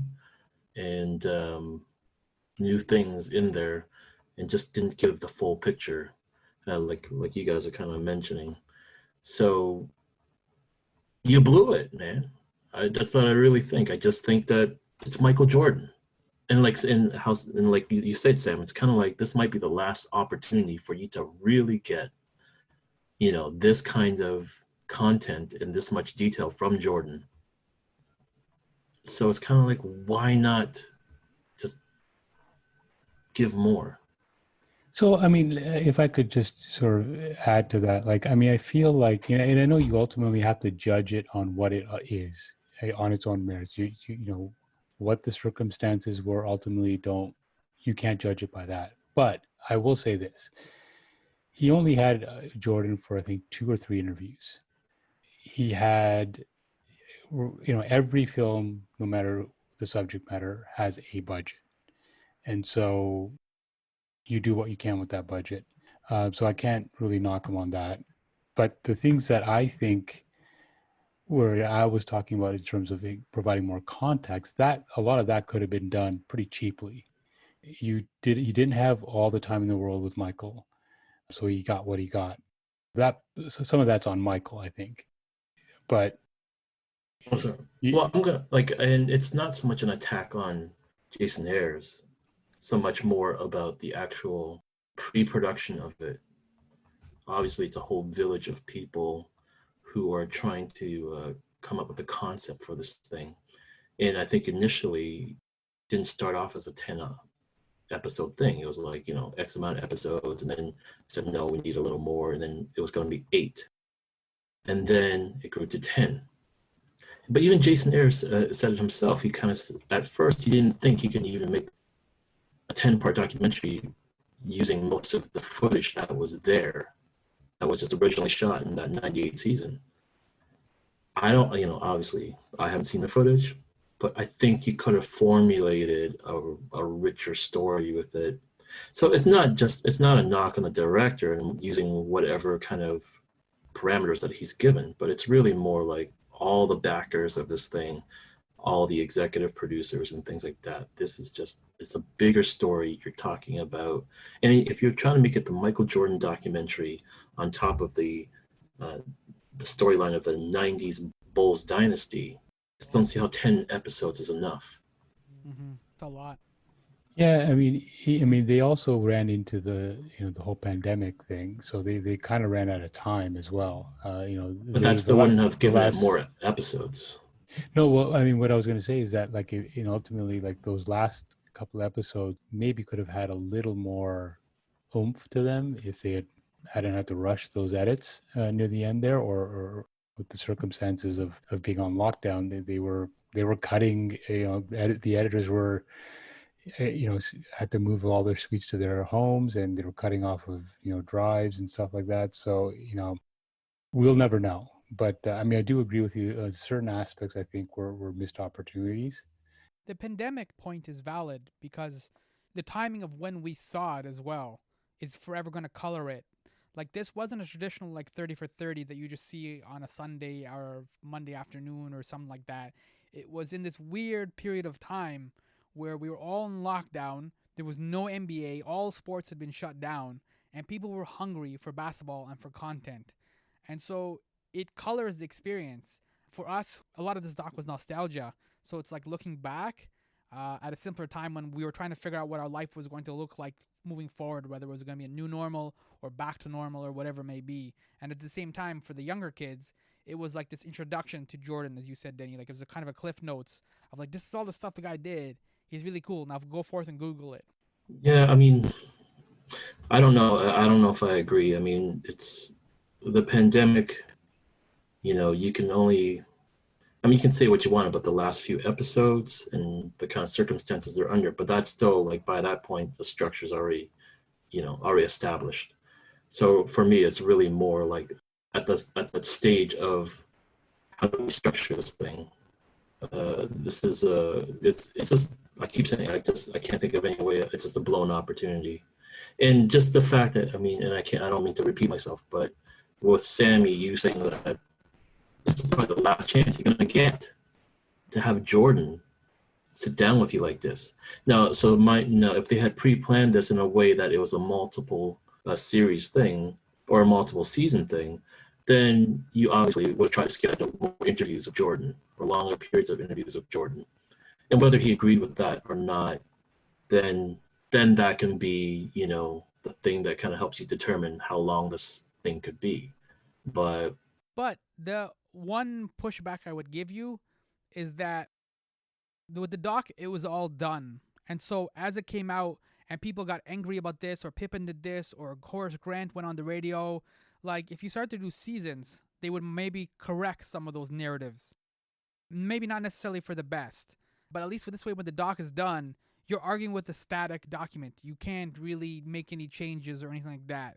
You can't say this was fair or unfair. Does that make sense? Not really. Can you say that again?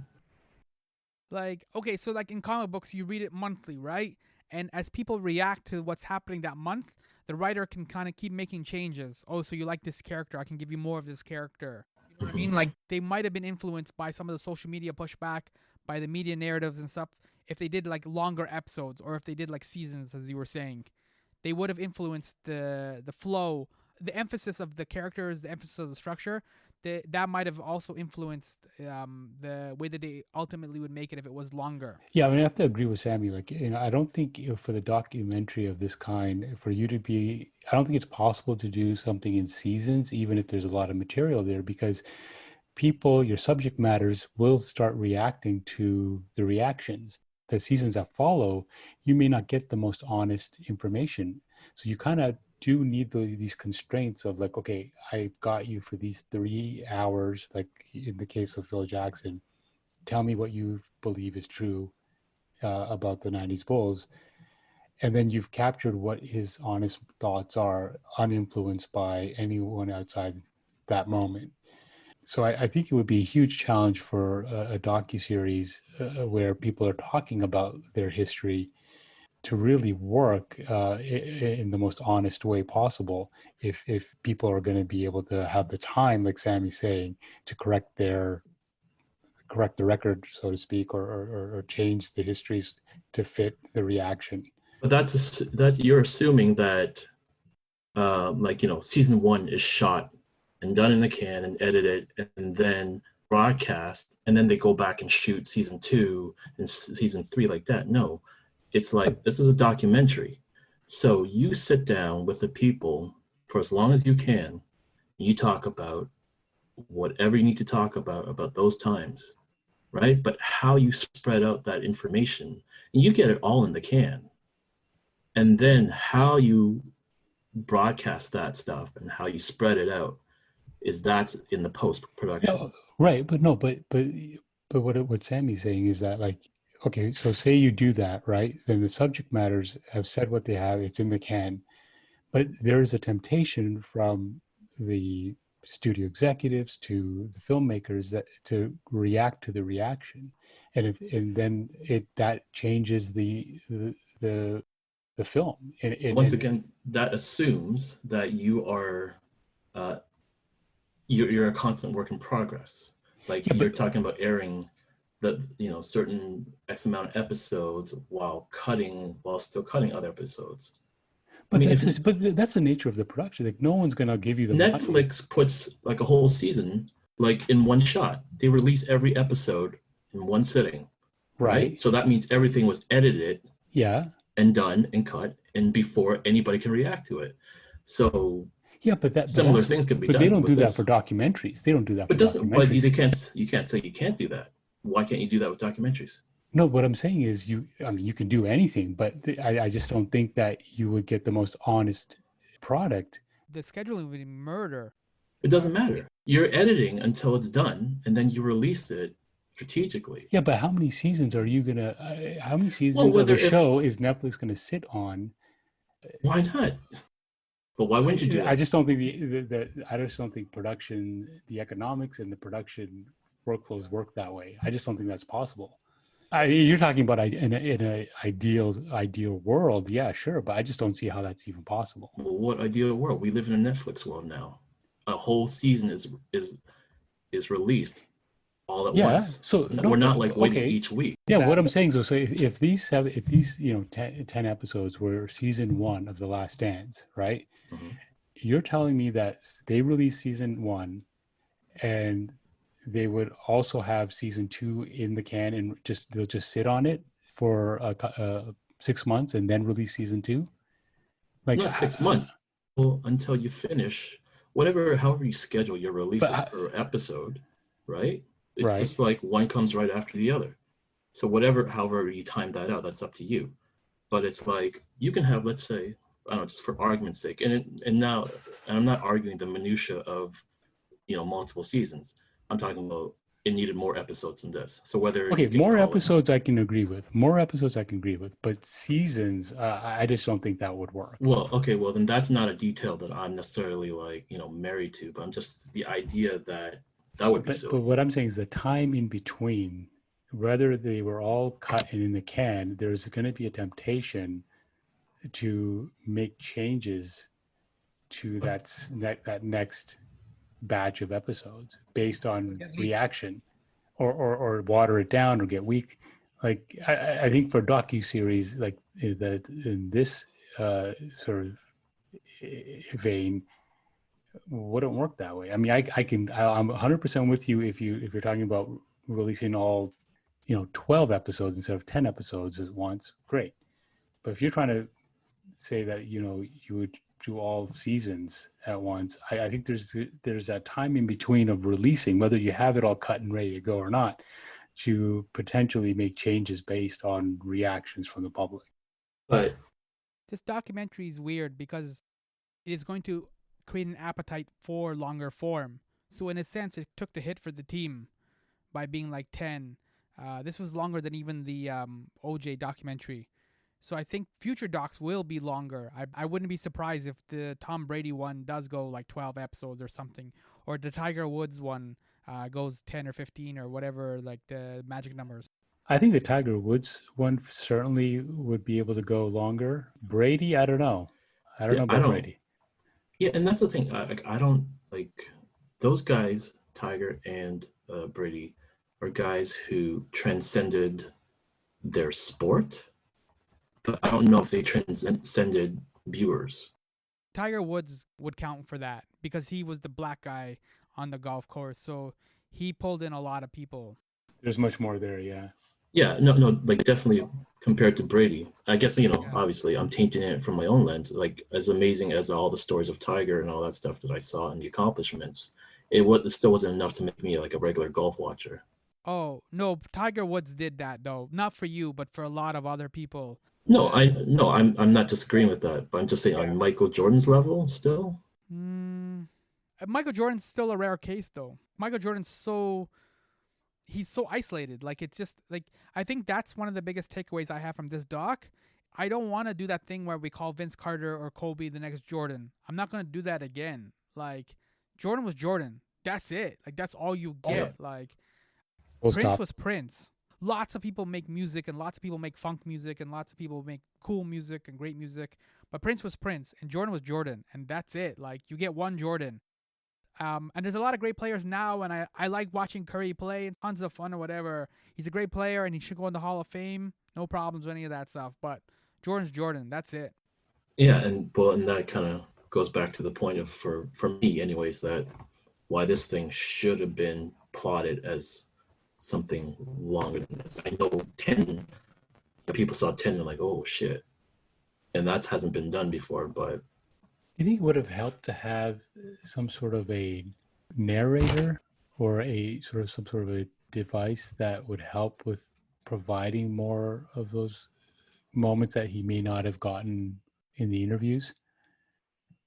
Maybe just more inserts that sort of explained things, or maybe more montages about, not necessarily on the court. Like, all the montages were as amazing as they were on the court montages, but maybe creating more montages about the time and place would have helped really give it more of that context and detail that we would have loved to see. We talked about this before too with the timing. Like they shot this footage in 97, 98, but they sat on it for 20 years basically. So again, it's the tension of what you're talking about, Denny, where like how many years after Jordan retired would it have been wise or smart to put this out? Could they have done it like right after The Last Dance and just done like a simple 1.5 hour documentary like they did all the time back in the day and called it a day? So I think that timing, that was also a factor too. The fact that it took about 20 years for it to come out, and more people needed to remember who Jordan was or be introduced to Jordan because they had grown up with Kobe and LeBron. It's the same tensions that a lot of the Star Wars movies have, right? Like Return of the Jedi was like, what was it, 84, 86 or something? And so then by the time Phantom Menace comes along in 99, it's like you now have to reintroduce a whole group of people to Star Wars, and this is what a lightsaber is, and this is the Force, right? And we're like, we know, like, get to the whole like Anakin Skywalker thing. See, from my point of view, I would have loved a balance of all the guys who were on that team. And I'm sure there's a lot of people who would have done that too. And I don't necessarily think viewership would have gone down as long as you sprinkle Jordan in there enough. Yeah, like we didn't really hear much from Ron Harper. Nope. You know, Luke Longley, people have been talking about him not being in it at all. Craig Hodges.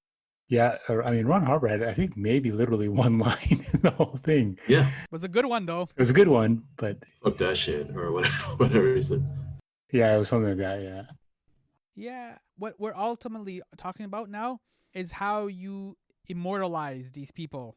Like, again, because Jordan was the template. He was this first player that was like this superstar. You could do a simple 1.5-hour documentary with Magic, and there's been a couple of Magic documentaries and Showtime documentaries, and you could do them really simple and really well done, and then you can kind of go on your way. The 80s Celtics had some great teams, and you could do simple documentaries, recognize Bird, recognize McHale, the Parrish, all those teams, great, and then go on your way. Bad Boys have a 30 for 30. It's a really good documentary. I recommend people watch it. That's all you need. But Jordan was there's so many different aspects of it. It's like when we were kids and you would have money in your hand and you just dump it on the counter and it's like, I got this much money. And Jordan's got like, I got this many themes. I got this many images. I got this many things. And it's hard to like kind of condense it all into like a digestible form as a memorial. The one thing I really did miss, which I would agree with in terms of blown opportunities, is I could have taken an entire episode where they just talked to Jordan about his day. What time he would wake up, what was the first thing he would do, how many free throws would he shoot before, there's that idea of like the bottled episode, like in a season of a show where you have this one episode which doesn't really have to do with the broader story, but it's just this bottled episode that is just its own thing. Mm-hmm. And I could have taken an entire episode of just him and his trainer talking about the training. That I think would have totally taken this thing over the edge for me, because that is really ultimately what I was hoping for going into this thing, is to really get into the weeds about that with that stuff, because that's the stuff that made him who he was. And I feel like they just didn't give it enough love. You know, we've talked about Kobe's the couple of documentaries that Kobe did, which were essentially those kind of documentaries, Muse and then Kobe doing work. Like, that's the kind of stuff I think that was a really huge blown opportunity. Like, he should have just sat and talked to Michael for an hour about what was your day like at your peak? What did you eat? How much did you sleep? Yep. What drills did you run? Tell me about, the weightlifting. Tell me about the cardio you did. Tell me about all that stuff. That's the stuff that I think I would have been amazing to see. And he had his trainer, he had MJ. Like that's the stuff that would have just taken this over the edge and really cemented for today's audience just how great Michael Jordan was, because that's the shit that made him great. And people, I think that's why there's still this debate about, well, was he as great as he was? Was he all talk? Is like, no, motherfuckers, he did the work. He put in the work, and he talks about it. He goes, none of the endorsements, none of the shit matters if I didn't have the game. And that game came down to the work ethic and the practice and the hours and hours and hours and days of just doing the fundamental work of it. When his body broke down, his mental game took over. What was it that he did to become so mentally fit? Like, what were the psychological things that he did that kept him so Exactly. ahead of everyone else? That's the stuff that would have been amazing. Yeah, this documentary, a lot, like any of the stuff about his mental process were all from third party sports writers. Jordan made up this story just to get himself motivated. Jordan would always do this to get himself motivated. Well, let Jordan talk about it. No, that's a great point, Chip. Yeah, that's a perfect example, because like there's that great moment where they talk about him making up this beef that he had with LeVar Smith, but they never ask Michael about it. Yeah.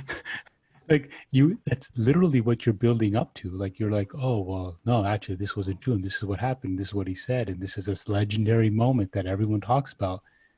It's like, okay, all right, and now you're gonna cut to Jordan on the record about it. No, doesn't do it. Mm-hmm. So yeah, and again, we all know that some of this is just like, you find a certain moment in the edit, and then you realize, well, we never asked Michael about it. But it's just, yeah, you just wish they could have gone, that extra mile with things like that. I think, and I can't help but kind of look at it from, a narrative point of view. Like when you watch a certain kind of show, let's say Seinfeld, right? You watch it, the show is called Seinfeld. The star of the show is Jerry Seinfeld. And he's a comedian and he's funny and shit like that. But as the show moves on, you start to love the other characters. And to a certain degree, after a while, the star of the show becomes a straight man. And everyone else is a bit of a stooge to a certain degree. Right? And I think that could have worked for The Last Dance. Are people going to watch it for Michael? Yes. Do a lot of people know that Michael was great? Yes. And then to your point, Jigar, the stuff that would have gripped those who knew he was great was how and why was he great. But then when you take characters like Dennis Rodman, Scottie Pippen, Horace Grant, Steve Kerr, Tony Kukoc, even the kind of smaller guys, Cliff Livingston, fucking Ron Harper, Ed Neely, whoever, man, like Will Purdue. Even like ex-teammates from the 80s, Dave Corzine, man, like Brad Sellers, all those guys, right? Those guys still could have brought nuance to either characterizing Jordan or characterizing the time. So, and then I guess in the sense that if I think too, if multiple seasons, if you can do like a lot of episodes, multiple seasons, I guess could help with fatigue and kind of keeping them wanting more. It's weird. When we look back at our life, we've never been in a situation like the Bulls where what you're doing is going to be like such a historical record. So you don't realize at the time that you're doing it that all this is going to matter to people later on and down the road. Again, they were just a basketball team, an NBA team like any other NBA team. They had practices, they did these things. It set out every year to win a championship. The first couple of years they kept running the Pistons and they didn't win a championship. Like, you don't realize like those little decisions were like after they get eliminated from the Pistons, like they go the next day to the workout room and they start working, that this is going to be the start of something significant. Now, when you look back at it, you're like, that's the moment. You can circle that. But at the time, they're like, we're coming back for them. They had no guarantee or know that it was going to work out, right? So it's a weird thing to also look back and realize what they contributed. All those guys that you just talked about, Denny, like you're going through it at the time and you don't realize how big or how important this all is going to be. Mm-hmm. That's a great point. And sorry, I don't mean to keep harping on this, guys, but just, I mean, Jigar, something that you said, I could have used a whole episode of this kind of a moment. You know what would have been pretty fucking insightful is that you do a whole episode of Jordan, of that season when Jordan was not there, or that season and a half. Yeah. Because, I mean, a lot of narratives, what is it? At least in the shows that I like and the movies that I like, it's like when you kind of gravitate towards the misfits. And now, like, the star's gone, man. How are the misfits elevating? And they had a great season, that first season. And the drama of that itself into the bigger picture of it all, it's just like, I don't know, I want to know. Yeah, that would, if they did have an episode about that moment where, Jordan was not there, it would have made his return that much more dramatic. That's right. Because you could have constructed it in a way where you could have said, okay, like everything was kind of coming off the wheels. The wheels were coming off the bus, and they were struggling to find a way to make it all work, and it wasn't ultimately happening. And then you cut to Jordan on the baseball field, right? Mm-hmm. And you sort of show that, okay, this is kind of like that negative relief kind of thing, where it's kind of like you take something away to create its importance, and then you come back to him returning to the game, and he's like, I know I'm back. It would have just been so much more dramatic. Mm-hmm. So yeah, I can definitely see how that would have been helpful. Yep. It's one of those things that you wish that ESPN or NBA Entertainment would just give the world the footage, put it on a server somewhere, let people access it. Just put it on YouTube. Let us see. Cut their own version of The Last Dance. That would be fucking amazing. That would be amazing. Yeah. So what do you guys think happens from here? Like what's going to happen with, we've touched on this earlier, but like ultimately, what do you think, we now are in a world that there was a world before The Last Dance and there's a world after The Last Dance. And do you think there are going to be more stories about that period, or do you think that this film is ultimately the last word? And should it be the last word if it is? In a weird way, it is going to be the last word, like proper on the record. But there will still be more stories. There will still be more interviews. There will still be more beefs. Isaiah's not going to let the Dream Team thing go away. There's going to be a lot more relitigation. But ultimately, because it's 20 years ago, it's done. Like, you can't put Isaiah Thomas now on the Dream Team. Like, that moment's gone. So regardless of how he feels about it, it's done. So in a weird way, it is the last statement. Jordan's always been kind of reclusive. He's been a lot more outspoken lately. So I think this for him was like, I got to get some things off my chest. If he ultimately feels, and that's the big thing, if he ultimately feels that he said that everything that he wanted to say and it was received the way that it was received, the way that he wanted it to be received, then he's not going to say anything else. Like, he's done now. He was a mic drop for him.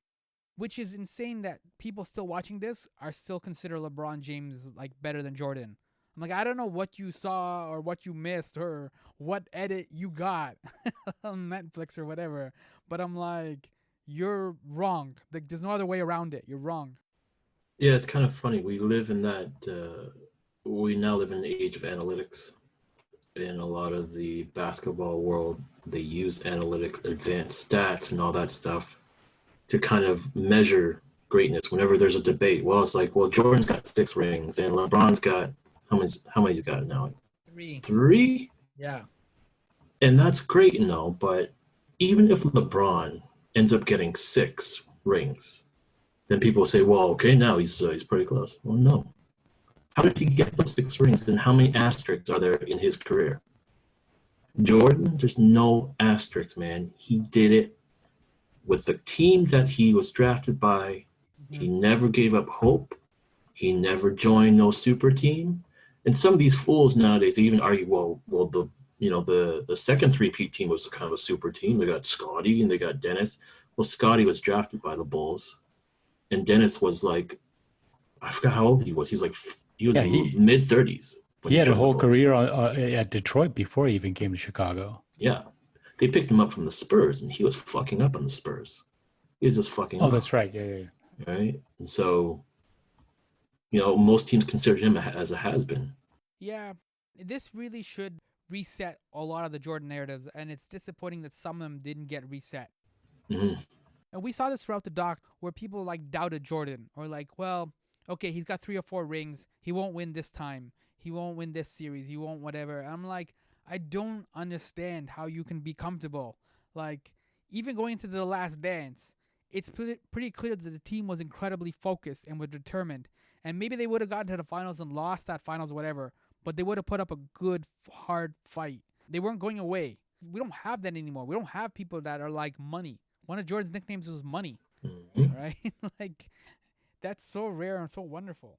People forget that a lot of what happens now is manufactured. Yes. And, Jordan, like you said, he did it with the team that he was drafted with. Nowadays, what happens is if it's not working a couple of years in, they're looking to move to. Look at what happened with Toronto and Kawhi. With Kawhi, right? It's not exactly the right example there, but what I mean is like LeBron, it wasn't working for him, so he moves to a different team, and creates these super teams where it just becomes very manufactured. Whereas what Jordan did was it was kind of the impossible. Mm-hmm. He rebuilt the team that he was drafted into twice. Mm-hmm. And that's what makes him the greatest, that amongst other things. That there's a purity to it that just doesn't exist anymore because the business has gotten so big.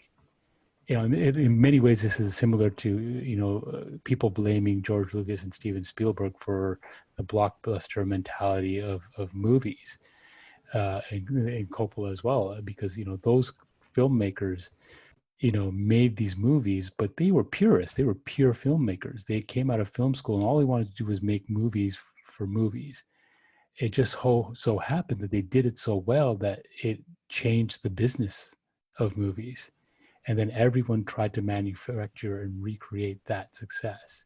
And I feel that's what's happening now with basketball. It's sort of like, Michael Jordan came onto the scene as a pure basketball player. Had nothing to do with the business, had nothing to do with endorsements. It was all a byproduct of the purity of his game, much in the way something like The Godfather had become this massive blockbuster. But Coppola was this film student. He was a first-time director, in terms of his first studio film. And it was a nightmare getting that film made, but it became this phenomenon. Steven Spielberg made Jaws, and it was an incredibly difficult film to make. He thought it was going to end his career, but it became this huge blockbuster and changed the way movies were made and the type of movies were made. Same with Star Wars. Star Wars almost killed George Lucas, and it again changed the game. And so then what happens is you don't have more pure filmmakers like that. You just have more of the business side of it trying to recreate these lightnings in a bottle. Mm-hmm. And I feel that's what essentially has happened, is that the business has taken over in a big way. Kobe had that great line where he said, everything that you see from me, I got from Jordan. And that's kind of what you're talking about, where we live now in the shadow of Jordan. And so even though new generations are coming up and they like Kobe or they like LeBron or they like Curry, there needs to be more historical context where you understand who built this entire infrastructure. It was Jordan. I obviously like Larry Bird and Magic and stuff built some of it too. But it's interesting that when Gretzky retired, they retired his 99 across the entire NHL. So every team retired 99, right? It's done. Nobody can wear 99 anymore. And I felt like they should have done that with Jordan. They should have, once he retired, everybody should have, retired 23 and nobody can wear 23 anymore. You can still have 45 if you want, but 23 is done. I think the Heat did that. Yeah, they did that. Yeah. So random. But that's respect, right? Pat Riley. Respect. Yes. But yeah, especially in the age of social media, everybody's just worried about their own brand and their own image. I mean, everybody was always concerned about their own image, but the ability to control one's image nowadays is, in an outrage culture, it's so much easier in a lot of ways. Well, we should wrap it up. This was a long episode. Okay. Does anybody have any recommendations before we sign out and I drop the wrap line? Well, I'll go with a quick one, and hope this doesn't come across too cheap. But for those who didn't catch the Lance documentary and who don't know much about Lance Armstrong, man, if you're one of those people who thinks Jordan is a bully, then like Lance Armstrong is fucking Satan. Yeah. So check it out. 100%. So there's the two-part Lance Armstrong 30 for 30, is it, guys? It's a 30 for 30, right? I would also recommend Alex Gibney made a film about Lance Armstrong as well, which, again, to Denny, DC's point, man, he was just terrible human being. Like, just, I don't even know where to start with that guy.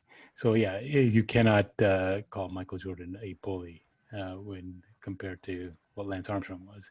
But what I would recommend, something I talked about earlier in this episode, is I would highly recommend OJ Made in America.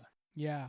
It is a masterpiece as well. It does a really great job of creating the context of the time and place that OJ Simpson, started his life, started his career, and ended his career. And it's as much about America as it is about O.J. Simpson. And it's a fantastic series, and I would highly, highly recommend it. My recommendation is going to be a cheat because it doesn't exist yet. It's whatever Jason Aaron makes after this, after The Last Dance. You can't come out of doing a 10-episode doc like this. And he's done other documentaries before, the Fab Five. He's done the 85 Bears, which was a 30 for 30. You can't do a 10-episode doc like this and not have some phenomenal skills and want to try and tackle something else.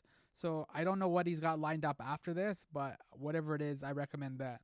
And I would add his previous film, the Andre the Giant documentary, is on HBO, and it's a great watch as well. So to wrap it up, the line today is from J. Cole. I got it, 2010.